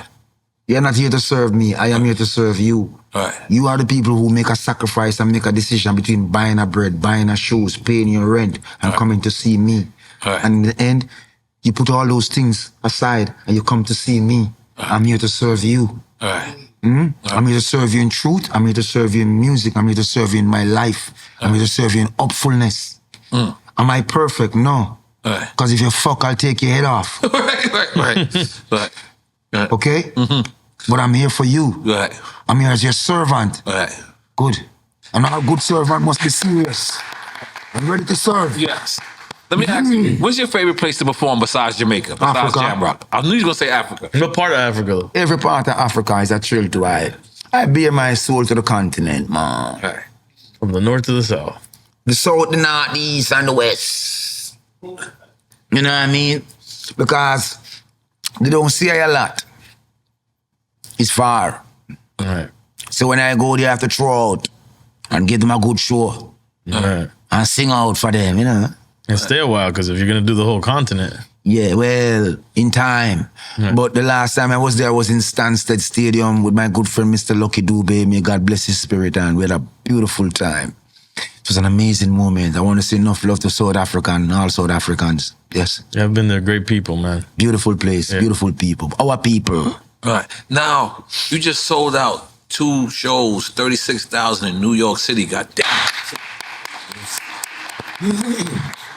I mean, I know you don't call yourself king, but there's a lot of people who do call you king. That's some king shit. Say, I am a servant of the people and a servant of the music, you know? Right. You see, let me break it down to you. Yes. I know we're in the United States of America. A lot of people get it twisted, you know? We desire not to get caught up in all of that. But just to continue being humble, being touchable, accessible, reachable, communicate with the people, you know? Because my people are used to people they can identify with and resonate with, not people who are alienated from them, and people who are, you know what I mean, there's a buffer between them and 20 people pushing them, boxing them, shoving them. Right. I don't deal with that kind of fuckery. You know what I mean? Because the same people that my security go and push away is the same people that go and make sure I can pay him. Right. So, you know, the moment you realize that, humble yourself. Like I told you, our profession was directly called out by the Father. He said singers and players of instruments. He didn't say bartender. He didn't say bar tough. He didn't say a whole heap of these things. So you have to know that you're doing something. It's easy to have people listen to you, you know, like I said earlier. But it's important to figure out what you have to say to them. So let me ask you a question. Bob Marley movie, I loved it, right? Yeah. There was one part of the movie where he stepped to his manager and he was like, yo, whenever there's an Africa play, it's not a money play. Like, meaning, like, he just wants to go to Africa whenever they ask for him. Yeah. Is that how you feel about Africa as well? Africa is a beautiful place where I have made many sacrifices over the years. Many sacrifices. First time I go to Africa, I come back to Jamaica and have to pay my entire band out of my personal pocket. You know, several times it happens to us, you know, because, you know, you give people the benefit of the doubt and think they're going to do business, but it never materializes that way. But it can't be a money thing, because once I'm on the ground, the show must go on. But nevertheless, we pride ourselves in doing good business, and as black people, we have a bad stigma attached to us that we don't do good business. So it's important for us to have good agreements and stick to our agreements and execute the agreements accordingly. You know, it makes good for the next brother who comes into the territory to do business, who calls me on the phone and say, how was your experience? Check. All right. Very good. So all things are relative. All right, let's talk about Bonafide Love. Bonafide Love, Buju Banton, Wayne Wonder. Bonafide Love was originally done by Errol Dunkley. And then it was done by Denry.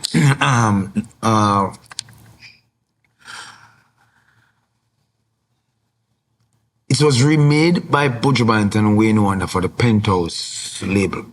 I think it was one of the most pivotal recordings Mr. Wayne Wonder has ever done. But It's a remake from the original. Okay. Yeah. Now, when you made High Life with Snoop Dogg, who smoked more weed? I don't know. Actually, it seemed like it was a fun record to create. I was in my studio, 10 Carlisle Avenue, and we were speaking on the phone. So I said, "Where you at?" He said, "He's in the spaceship." He called his recording studio his spaceship. I said, "I'm sitting here under the tree." So he said, "Is it a mango tree?" I said, "Yeah." And we were both smoking. So I was under the tree smoking, and he was in the spaceship smoking. I started singing "I Life." Oh, that makes so much sense. And I said, "Good weed all day and night." I said, "Hey." So I went into notes and I started writing it. Right. And I said, "Hey, I'm going to write your part as well. I'm going to write it in patois." So I wrote it and I sent it to him. That's why he did it so much in patois, huh? And we stayed on the phone and fuck it right up. Wow. It was good, man. It was a good day, good vibe. And it shows me that he's a true artist, because it's not many people can do that and delve into their creativity.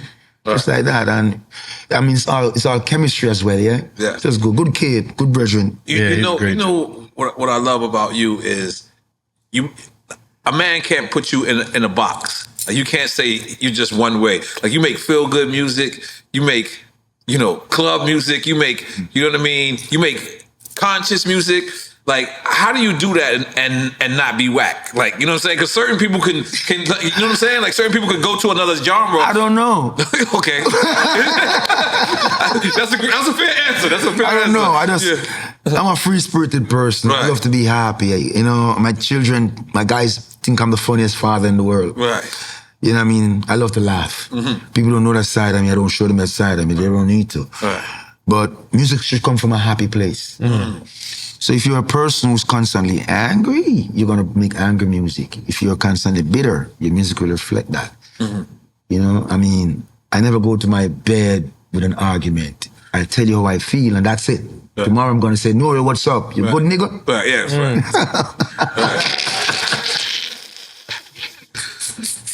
Oh, man, this is so great. See, the music have to come from a pure place, yeah? Right. So when that is intact, the inspiration flows, So let's talk about, I'm going to say it wrong because I'm dyslexic. Dopey Conqueror. Dopey Conqueror? Yeah, with Steve and Marley, when y'all both perform and y'all both shed a tear. Oh my God, why did you go there? I know my shit. I know my shit. Yeah, I know my shit. Yeah, no. Because at first he said you shed a tear, and then you said he shed a tear, and then y'all both was like, we both shed a tear. No, okay. See, that was an emotional moment because, that relationship and friendship with that brethren come like a jar. It's heaven sent, The irony is, I used to run with them brother Ziggy Marley in the mornings. 4 o'clock a.m., Ziggy used to pick me up at my house, and we used to go running on the beach. The first morning Ziggy brought him brother, I never run with Ziggy again. Wait, so you used to run with Ziggy, then he brought Damien, and you never seen Ziggy again? The first morning, Ziggy brings Steve Marley at my house to pick her up to go run on the beach. Jogging? Yeah. Okay. I never run with Ziggy again. You lost. And Steve became my best friend from that time until this day. Right. We make music together. When Damien wanted to enter music, was there making sure that he get the rudiments of his right. That's a good friend. Right. That's Bob Marley in this time for all of you, but if you don't have eyes, you won't see. Right. Did you ever meet Bob? I know you got... Once, my mother used to sell in the square of Barbican Square, and once a blue Mitsubishi Tony pull up, and this Rasta man was driving, and he pushed me through there and said, "Mother, give me a pack of Craven here." And my mother gave me the pack of Craven here, which is cigarettes, and I run across the road and give it to him, and by the time I should put it in his hand like this. Bob Marley smoked cigarettes? There was a guy in the car who asked my mom, and by the time I gave them the cigarette like this, the whole community was down on the car. And it was all saying, "Bob, Bob, Bob, Bob, Bob." Oh, shit. So that was my first encounter with them as a little kid, yeah? That must be. Yeah. It's Bob Marley meet and your Shaba meet. These are like ordained meets, Yeah. Well, God is good and him don't make no mistake. Right. Oh, God damn it. Let's talk about Haile Selassie. Ethiopia. This is what the Rastafari culture follows, Yes, correct? yes. So how did this start? He came to Jamaica? Well, before we even come to Jamaica, as a Rastis, we read the basic instruction before leaving Earth, which the item know as the Bible. And there have been many a prophecy, and we know that Ethiopia, the whole Africa was called Ethiopia before Ciceros Africanus went and conquered, we call it Carthage, and drive Hannibal them south. Right. And then named the continent after himself. The whole the continent was called Ethiopia, the whole continent. The whole African continent. Nubia. See? And then colonization come and then dissect the continent and put invisible borders and name this Chad, Congo, this, that. But through the uncolonization of Ethiopia, she remain untouched and her name remain the same. She hold on upon that piece. But the dynasty goes back as far as Solomon and Sheba and to Menelik and to Rasmussen. Right. You understand? And then they say Haile Selassie was from Rasmussen, then Haile Selassie. Okay. And then he's a family with Jesus? Well, according to the lineage, the bloodline come from the line of Christ. Wow. The bloodline come from the line of Christ. So according to the lineage and genealogy, that was traced according to Rastaman ideology. So in this time, we know that God don't dwell outside of us. We know him dwell inside of us. Because you have good thoughts and you have bad thoughts, right? The bad thoughts are the evil thoughts and the good thoughts are the godly thoughts. You see it? So we see the Christ come and him walk the earth and him show us if you have faith as little as a mustard seed, you can move a mountain. And we see the Christ come and him walk and show us just humble yourself and love the Lord thy God and love your neighbor. And certain things him teach us, which, I don't think it only rested on 2 pages. So if you want to realize what he really taught us, you have to go and do some research. But all these things help Rastafari to realize that a game has been played on us. We haven't been taught the truth. Something is amiss. And why everything bad is black. Black male, black coat. Black and you cat. name it, black cat. Yeah. You know what I mean? Black book, black list. Yeah. And everything that's supposed to be Black bald. So we realize that there's a campaign against not only a particular color, which is stupidity, but against a people, a race, a nation. Because no matter how much success you achieve in this country, you will always be Nori. Unless you go play their ball. Right. So I joined the karate club. So we have to hold forth to this that brought us into a different reality than the one we thought we knew. Right. And we see a lot of people coming now, putting on dress, do not even understand the premise, the foundation, what it means, what it represents. You have commercialized something that is near and dear to others. Right. But so let me ask you. I just want to reiterate that. How did this Rastafarian culture come up? Did Haile Selassie physically go to Jamaica? Yes, he went to Jamaica. Okay. Of course, Haile Selassie visited Jamaica. Visited many places in Jamaica. Many Rastaman who many people thought were frivolous in their thought, were venerated because the emperor indeed came to the island. Wow. And Marcus Garvey. But Marcus Garvey is from Jamaica. He's from Jamaica, and he traveled to the Americas and traveled to England to spread the message of unification from the UNIA. Right. You know what I mean? The United Negro Improvement Association. Right. Yes, and have had many charters across many continents, even from South America to the Americas, and expound upon the liberation of the black man and woman. Right. If you was to say, if people leave Jamaica, who do you think they go to more, London or U.S.? Or Canada too. There's an existing trend to gravitate towards United States of America. Right. And the migration stream has showed us that an indication and indicators have showed us that it's a major place for migration. Okay. How happy was you when they told you you could come back to America? Well, I was elated because initially I wasn't told I could come back. I was told that I was permanently banned. And I said to the person who said that, let's see what God will do. Wow. But, hold on, let's make some noise for that. You were permanently banned. You said, let's see what God would do. That's hard. Okay. Yes.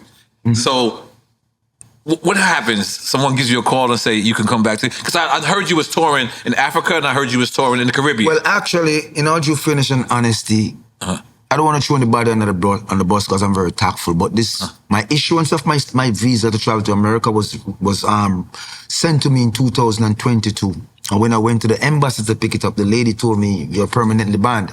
And I looked at her and I said, let's see what God will do.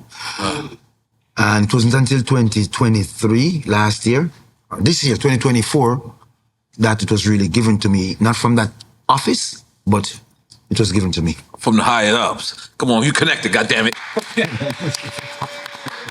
can be humble, be strong for you. But I mean, was that feeling like the God did? It was almost... You see, I'm here to serve my people. Right. You see how happy the people in New York was? Yes. Not only because they saw me, but because they were able to receive something that they're longing for. You know what is that? A concert. Yeah. To hear music. Yeah. To feel uplifted. To feel like there was no car stolen. No one got robbed. Yeah. No one was mistreated. Yes. It was just a night of 2 nights of pure fun, love, and entertainment. Because of good energy. Good vibe. And they try, like I told you, in order for you to destroy somebody, they go after the credibility out. Right. And then they go for the jugular. Right. My people did not buy it. Many bought in. But listen, the voice of the people is the voice of God. What says man?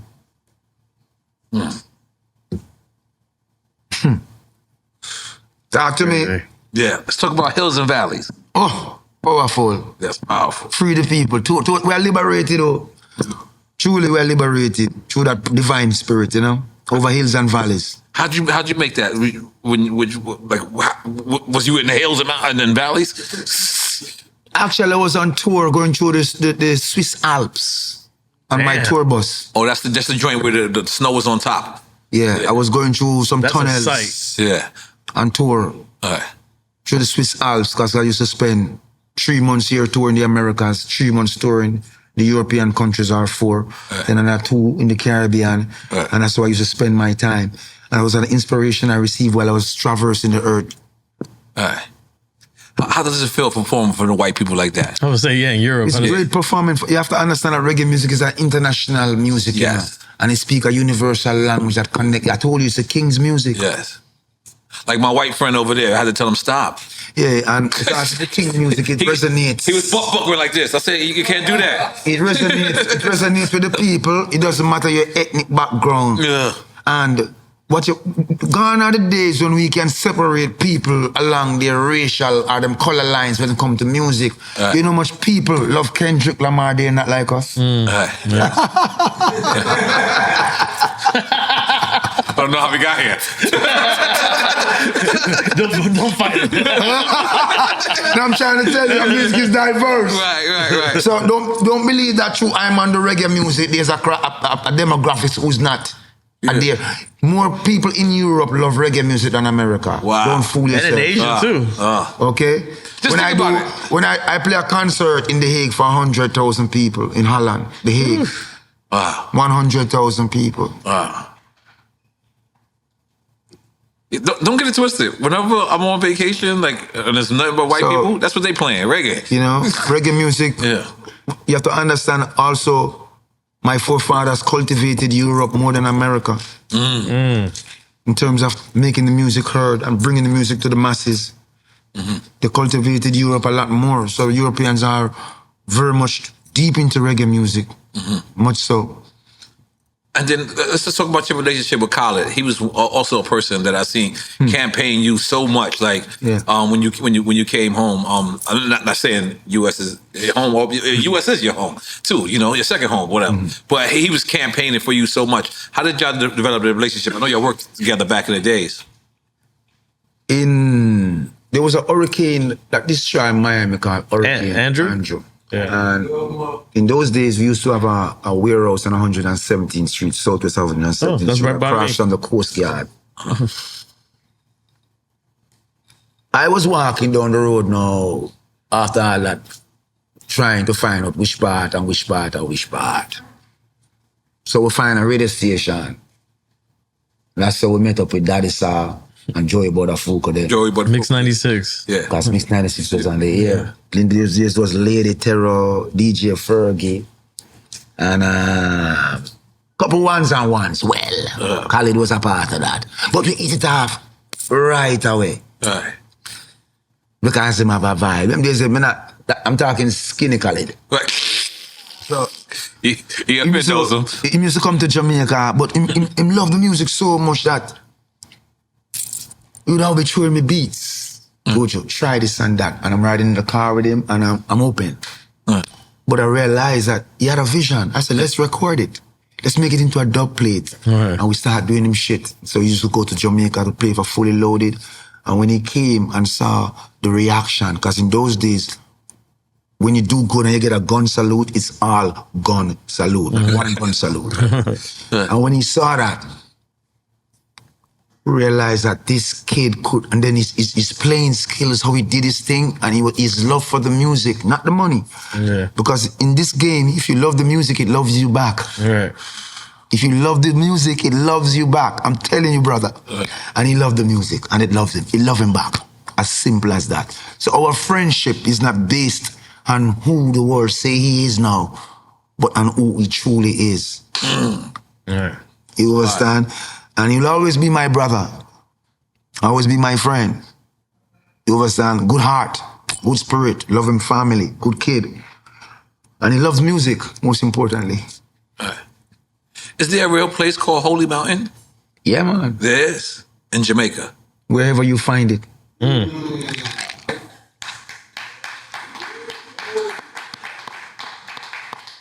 Wherever you find it, brother. Yes, yes. No, that's real. That's real. Driver! Don't stop at all. That record had New York City on the motherfucking, when that shit came on, driver! Yeah, that's my part. Driver! Like, I'm sorry, I heard it. It's not so aggressive. Driver! Don't stop at all. You have to finesse it. You won't get a driver. You was yellow travel right past. I have a license back then. So, but how'd you come up with that formula? Oh, I had a driver. You told him. And one night I had to get to a studio. I was actually down here in Miami. So I was leaving from my house in Fort Lauderdale to get to the studio, and I had a driver. I'm gonna tell him, push it, let's go. And by the time I got to the studio, I was singing, driver. So I put my program that I was gonna do on hold and sent to Jamaica on the phone to get the rhythm from the taxi to make the demo and fly home the next day because I knew it was a smash. Wow. But I made the demo on the here. spot. Yo, you one of the motherfuckers that write about anything. Yo, that's crazy. I would have never thought that at all. Yeah. Yo, make some noise for that. Yeah, music is real. Yo, that's real. Music is real. That's real. Holy shit. Okay, we ain't speak about this yet. What? Walk Like a Champion. You know, that's the girl's favorite. Such a classic record, man. That's the girl's joint right there. Okay. That's the girl's joint right there. Because EFN is going to do the record over. He's going to be Drink Like a Champion. Oh, yeah? That's what we're saying. Just don't fall over. We want the dub plate version for Drink Champs. Yeah? Okay, we'll talk about it. But how'd you make Walk Like a Champion? So, that was a Penthouse production. Okay. Came to the studio one day and there was this guy sitting down with a bass on a stool. So his name is Leroy Sibley, a very famous singer from the group called the Heptones, but he's also a bass player. And he was singing a song. Can't remember the song. Excuse me. But the rhythm was so groovy, and you know, normally because Penthouse became my home base. So when you come there to work, and I came, I wouldn't come out. You know, I would just stay there and hold a vibe with you to make sure whatever you're doing. Because in those days, Donovan German was like the boss, but he was so cool. This man have a recording studio and just low, pure youths to run it. He'll come to America and come back like once a month, put his hand on the side and said, let me hear what I make. And they would have to play what we did for him, and then he just jump on a plane and gone again. So we have the studio. So anybody come there will say Nana McLean from Canada, and all these people would come to the studio, and you guys had free reign. So we was just making music. So I was there checking it out, and I'm like, sound good, I like the beat. And that's where the inspiration came. We just went recording. So it was nothing but about no championship? No, there was no championship. It was more like an inspiration. Oh, okay. And the music was talking to me, and I was just talking back to it. We had a great conversation. And you just said, walk like a dog. Yes. Yo, these stories is fucking amazing, man. Hold up. I know I'm pronouncing this wrong. Say what? Bati Rider? Bati Rider, yeah. Okay. No, Bati Rider, don't get it twisted. Bati Rider is a shorts, a very short shorts that the ladies wear, and it exposes their cheeks. Yeah. Their ass cheeks are exposed. Yeah. So this was a trend back in the time, in the early 90s, and it was the coming out for the ladies back in the time, because we're coming from an era where woman was fairly clad. Okay. I mean, borderline prudish, fairly clad. And conservative. Conservative, right. Yeah?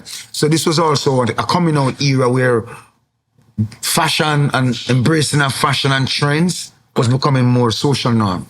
Yeah. Okay.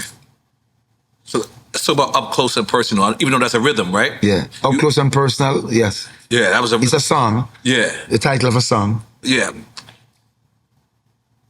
Is that something that's common in the culture? Is like pretty much everyone rhyming on the same beat and making their own version of a song? No, what happened was first for a DJ playing the music in the dancehall, right? The producer now has to put his mind, think about them. He has to think about them. So you put this hot song on this beat, but there's only one song. If the selector and the guy who's playing the music have 4 songs to keep the juggling going, that's such a dynamic. So we try to give them more play. So that's particularly for the club? Yes. So the guys, because even now when I make music, I try to make music that I have 3 and 4 songs on the beat, so the selector can get a grace. Because when you go one song, sometimes it's just difficult for them. Just play this one song and move on to something else. Right. But if there's what you call a juggling, you can play this, play that, mix that in, and then go, you know what I mean? So you make it more, but I don't think no one is doing that anymore either. I don't know what's going on with that. You think that like died in the late 90s? No, I mean, there's a new trend happening now when new innovations are taking place. I mean, let's face it, we're not 19 anymore, we're not 20 anymore. Those who are 19 and 20 now, they're seeing the music through different lens. Right. So there's a paradigm shift, obviously.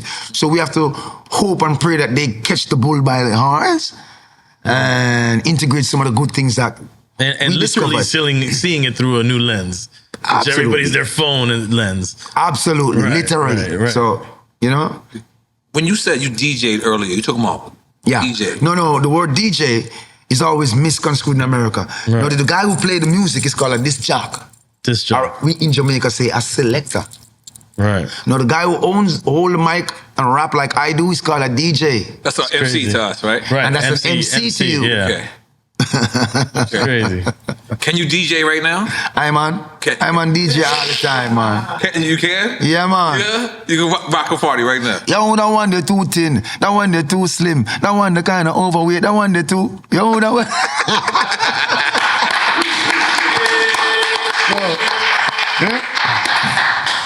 So, after me put a flower upon your nails and touch upon your lip, I love the way you move your hip. I told you I'm in it forever and we never quit. Me and the mister, you feel be the miss. Sister Buju, I love it when you do it like this. In a dance, you make you turn and make you twist. We dip on the gym champs and when I drink and shit. Water them a drink and the water me a sip. We a give them reggae music nice like this. So the next album coming out from Buju Banton is called, I'm not telling you the title as yet, can't do that. But it's 100% dancehall. Why? I haven't given the massive any dancehall music since I came home. And, them need it. Them if you know it's a Gargamel is still the Gargamel. I got a bake on the torch. They Mind you hurt yourself. I didn't even know rhythm, right? I didn't have it together at all. So, if there's anything that you could do in this game, do over. If you had one thing to do over, what would you do? You know, if I had one thing to do over, I would have smacked that mother. I'm sorry. I wasn't ready. I wasn't ready. I'm joking. No, you know, if I had one thing to do over in this game, bro, I'm serious. I would make it my earnest duty to make sure these motherfuckers know that dancehall is here to stay forever. Woo. And reggae music is gonna live forever. Because I didn't think they get the message. They didn't get the memo. I put some leaflets under their door. They didn't read it. And that's one of my biggest regrets, because I know a lot of people, right? They see this music, they love it. They want to get close to it. But we've never been given the mainstream. You never hear us in no heavy rotation unless we're selling out and singing like we're some guys from Disney. You know what I mean? A day is gonna come when we're gonna have pirate stations. And my only regret is that I was not the first person to get one in America. You guys need a pirate station. That's what you guys started at. That's what it was, but we've lost some of that. EFN started out pirates. So talk about regrets. That's what we regret. We should have pirate station all among this motherfucker. One pirate station, and we know we could have done it, because guess what? It's been difficult for them to climb all these tall buildings to find those antennas, bro. What do you Move the antenna every day. That's what DJ Raw did on a bus. What do you enjoy better? Independent or major label? Independent, man. The major take too long to turn shit around. Independent. Now, also, the most money I ever making in the music business was when I was independent with Gargamel Music. Yeah, because I didn't have any, I'm my own boss. You understand? In those days, we have mechanical. Those days were the real days when we were selling real records. You know what I mean? Not what we're dealing with now. But independent is always good. You have more creative control. Right. You can see where your budget is going. You have more financial control. Right. Yeah, man. Independent, though. Gargamel Records, right? Gargamel Music, my boy. Gargamel Music. So God comes down and says, Buju, you got one record to save the whole humanity. You. Man. You got to make this record, Buju. And you will get one feature and one producer. Who is your one feature and the one producer?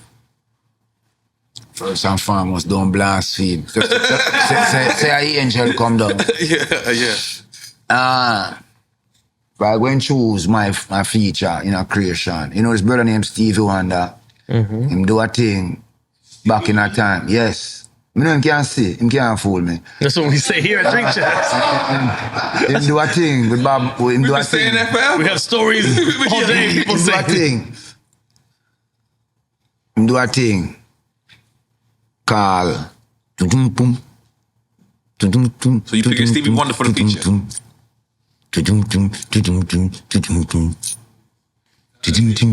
Huh? What's that song called?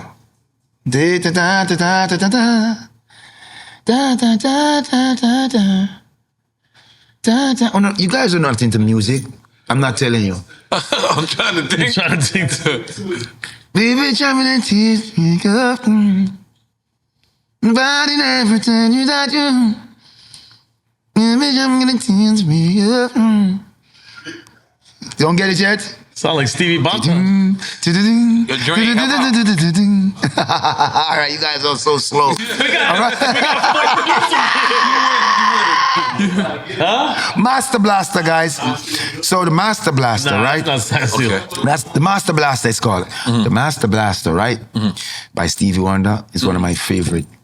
So, you know, I mean, no matter what mood I'm in, I can listen to the Master Blaster. And there's also this song by this guy from India called Japa Man. Called, it's like a meditation song, you know, Japa Man.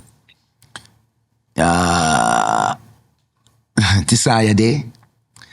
You guys don't even know that but that's a beautiful vocal right here. Producer. One of my greatest producers have passed away, Bobby Digital Dixon, you know. Is either Donovan Germain, good producer, you're talking locally, right? Or you're talking internationally? Whatever you want. Yeah, Donovan Germain, produced Buju Banton and Stevie Wonder. That should be something classic, you know what I mean? That would be crazy. I love that how you picked an artist that's here, but you picked a producer that's passed away. No. One of the producers who I wanted to do it with has passed away. Okay. Which is Bobby Dixon. Bobby Digital. Bobby Digital. One that's still. So the next best producer I know is Donovan Germain, who's still alive and was able to make such a vision materialize. You know what I'm saying? I could see this record happen. That could happen, definitely happen. See this record happen. That's gonna happen. So, because reggae music, Stevie Wonder is an ardent lover of reggae music, and he has showed it because he performed with Bob Marley before. So we know that he knows the culture. Genius. And he's a musical mecca. Yeah. We had Ron Isley on here. Ooh, from the Isley Brothers? Yeah, man. And he said that he saw Stevie Wonder crossing the street. A busy street. And I bet Stevie saw him too.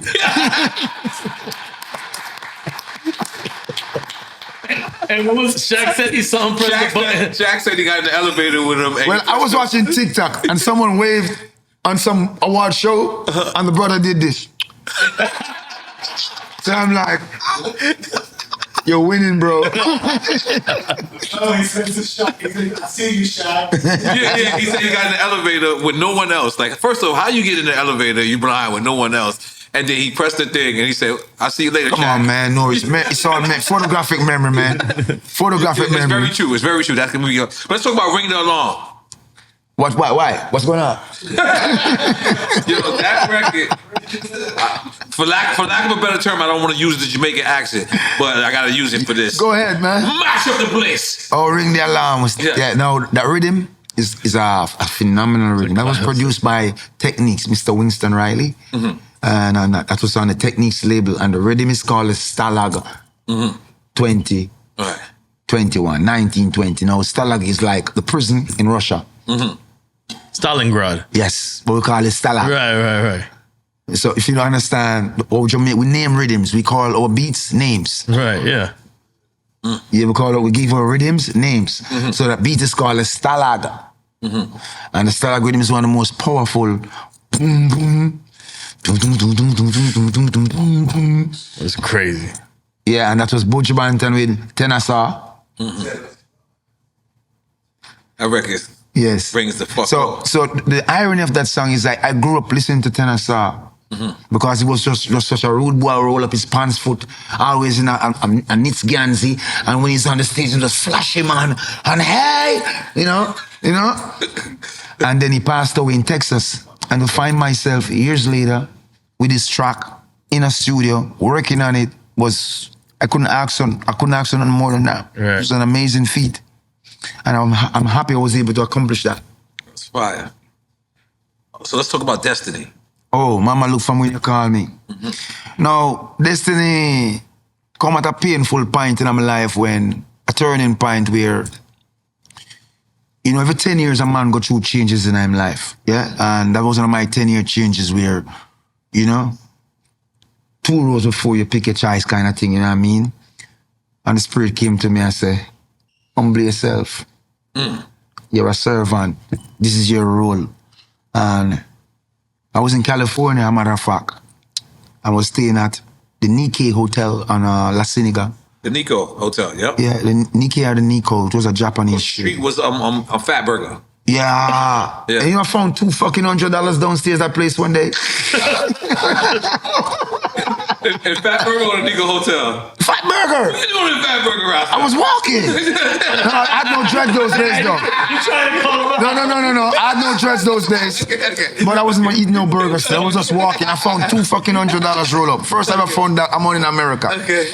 Yeah, and I came back to the hotel, and I was inspired.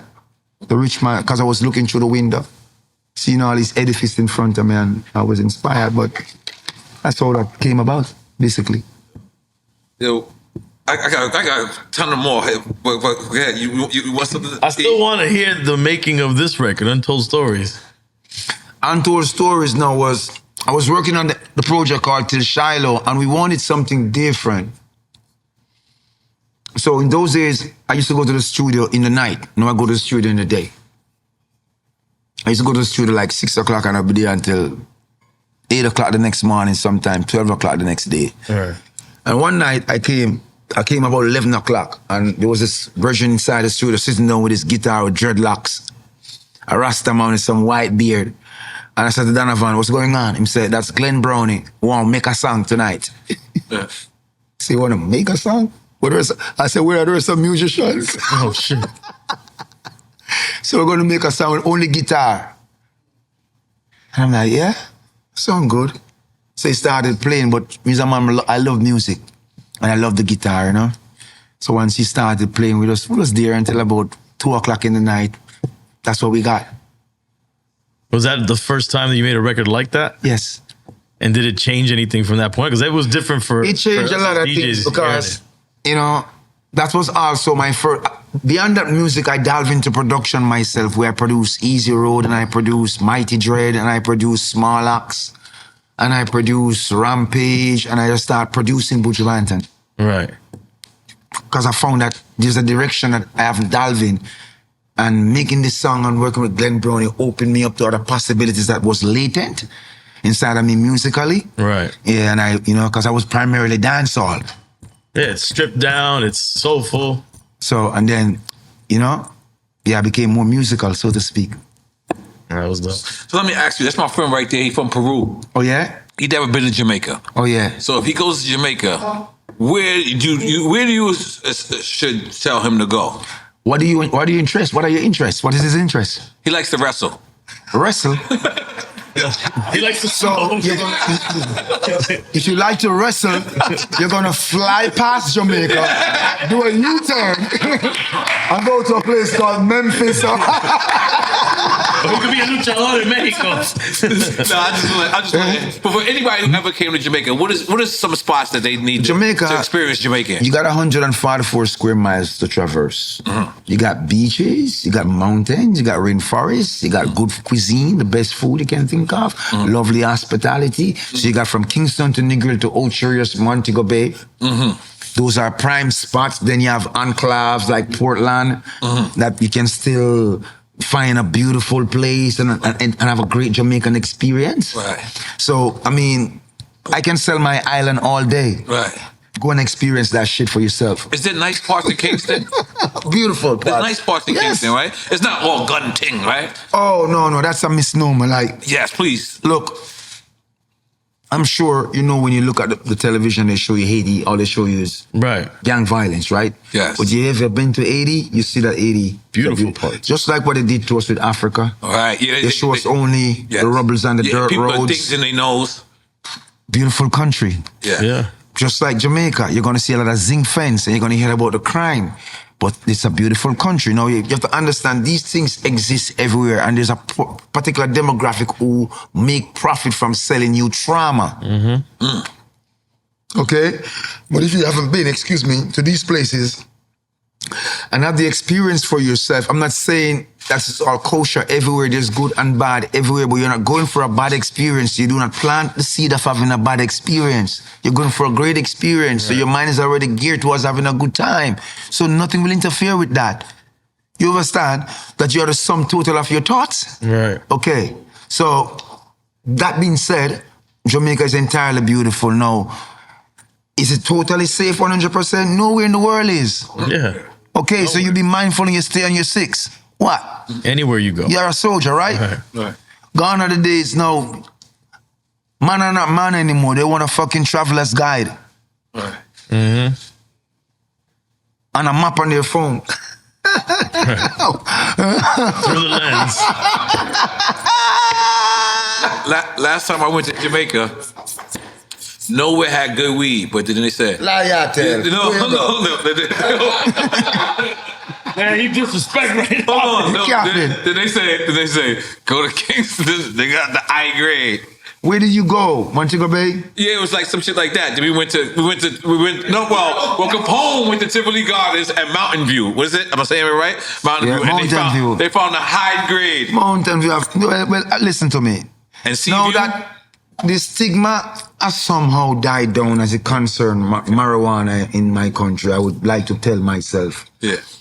And with the advent of these marijuana shops popping up, I still think there's an abundance of, it all depends on when did you go, because what I've seen since I've gotten home is the abundance of herb dispensaries that sells good quality herb. But I still don't do commercial herb. I want my herb from the field to my hand. I don't want a niggle guy. You know what I mean? So herb for profit don't inspire. Right. Because remember back in the days, they used to have black weed, brown weed? No, I don't know about no black weed. We used to have indica.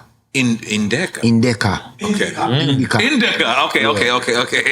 Okay. Yeah, I missed that shit. And purple skunk and purple haze. Yeah. So that was from the earth?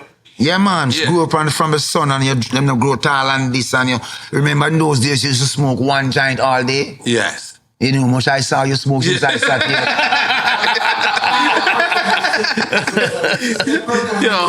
Yes, purple haze. Back in those days, I smoked one joint for one day, man. Right. And it just keep out and they keep lighting it and you just feel nice. Right. They have commercialized the herbs so much that even the potency has been reduced. Right. Let me tell you, man. I seen an interview with you, and I believe the brother was from Jamaica. And he kept saying how you preserved yourself, meaning like you didn't come home looking crazy. You came home looking like you like you said, you was working out 3 times a day. But not only that, it was your style. Most people, I'm talking about, are spitting. Most people go to jail and then they lose their style. Like so many people lose it because they're not writing in there, they're not practicing. Right. Like how did you come home and you still sound just as good as you used to sound, and in certain cases even better? That place has taught me one particular thing, that when someone does something to you that is designed to hurt you, and you know in your heart they're wrong, you don't fight with them because no one on earth will ever believe you. It's only God can prove your innocency. But you have a choice. You can stay on that trajectory and stay this bitter motherfucker, or you can forgive them and live your life. The greatest weapon we have against all our adversaries are forgiveness. They don't understand it. They can't see why. Forgiveness, you said? Yes. They don't know why you're not hungry. They don't know why you're not bitter. They don't know why you're not traveling with that axe to grind. And that drives them mad. So the ability to forgive enable us to continue our life on the path that the Father wants us to continue on. The ability to project ourselves outside of the bad circumstances into good light is what we have. We are in control of that. You are in control of that. Now, if you allow them to make you into a monster, they will have achieved their desire. Right. They would have won. Most people in your position would have got broke down. Oh, I'm telling you, brother, that's the intent. Right. That's the aim of the enemy. Okay? And the only way you circumvent that, you have to forgive him. We said, Father, forgive him not because he know what he did. Not a bullshit, but you forgive them because they don't know what they did. They know what they did. So you deal with them. I go do my work. Simple. You ever got to meet Michael Jackson? No, I have. No. No, Prince? I tried. How about Prince? No, I meet the king. Bob? No, of course I. But which king? Of course I meet Bobby. I said I'll give them a cigarette to them carry when I youth. I don't need to meet the prince. Okay. Oh, I get it now. I get it. He's learning off your lyrics. He fucked me up. I get it. Yo. Shit. Man, I just want to thank you, man. I really want to thank you. Hey, brothers, I want to thank you for all these roses that I can plant.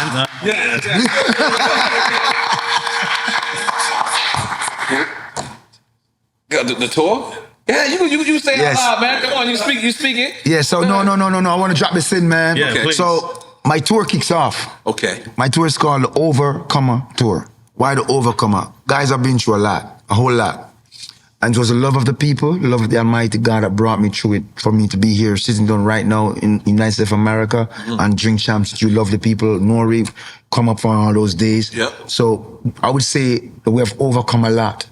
And this story exemplifies that spirit of overcoming. A lot of people out there gone through adversities in their life. And if you're an overcomer, come out, come celebrate with me, because this is the Overcomer Tour coming your way. One show only. To miss is to this. I don't know when you're going to see the next one, but right now we're overcoming and I'm coming over. So be there. And is you by yourself? Is you by yourself? Oh, you got guests. No, this is Buju Banton alongside Friday. This is a school singer called Friday. Right. And I love Friday's music. Right. You know what I mean? And I like his presentation and God Did project, and we invited him out and he accepted my invitation to be on tour with me. So Friday's going to be on the road to Buju Banton alongside Richie Feeling from Jamaica, giving you some hardcore dancehall music in your soul. And let's go. Let's overcome, because I'm coming. I just want to say this one more time. I said this on your intro, but I truly believe you're one of the greatest performers on the planet. I try. I might try. I ain't gonna lie. Listen, I enjoy doing research when I do this. So I was watching your interviews, I was listening to your music, but when I start looking at your concerts, I could not stop. I just kept looking at how you bring the people, and you make people cry, you make people it's just it's something I've never seen before. You know what I mean? So well, I want you to know that, how crazy. Nori, I feel it, and from I feel it, I want the masses to feel it. Every night is not the same. Right. Sometimes you go out there and your spirit is high, high, high. Right. And sometimes you go out there I was in Limon, Costa Rica. Right. And the spirit came to me and said, get up and go to the beach. And I get up. And I went to go to the beach, and the security stopped me and said, I cannot go to the beach right now because they're doing a loading and they don't want people on the beach walking into the loading. So I went back to the room, and then the promoter came to me and said, you want to go to the beach? I said, yeah. The security said, they're doing a loading. Let them angle in business. He said, no, man, come, I'll take you. Because the spirit came to me and said, you need to go to the beach. But this guy stopped me. So here comes someone who to fulfill that. So we went to the beach. While I was standing on the beach, I just felt sad. I don't know why. So sad. I started walking down the beach, and the song came to me, saying, I love you, Lord, cause your mercy never fails. I said to the guy who was the security, I said, you know this song? He said, yeah. I said, I love this song. Who sing it? So pull it up. We started listening to it on the beach. And I went back to the hotel room. I spoke to one of my sons about 4 o'clock. And I went on stage about 8 o'clock. While I'm on the stage, I just felt a great feeling came over me. So much that I was actually crying on the stage. Only to come off the stage and come into Jamaica to hear that my son died the same night here in America. I felt that. I felt a piece of me left me. Right. I was on the stage. So people feel things. And if I can feel that, what can the masses in front of me feel if I am being true to myself and my art? It's amplified to that. So it's like the musician, he is a vessel that embodies something that when him go out there and him pour out him wine, if him wine is coming from a dirty vessel, the wine is dirty, full with sediments. But if the wine is coming from a vessel that's clean or palatable, one going drink and people going feel uplifted, rejuvenated, inspired, filled. Thank you guys for having me here. Yeah, man. Thank you, man. God damn it. We'll take a couple of pictures and then yeah. All right. Yeah. Holy shit.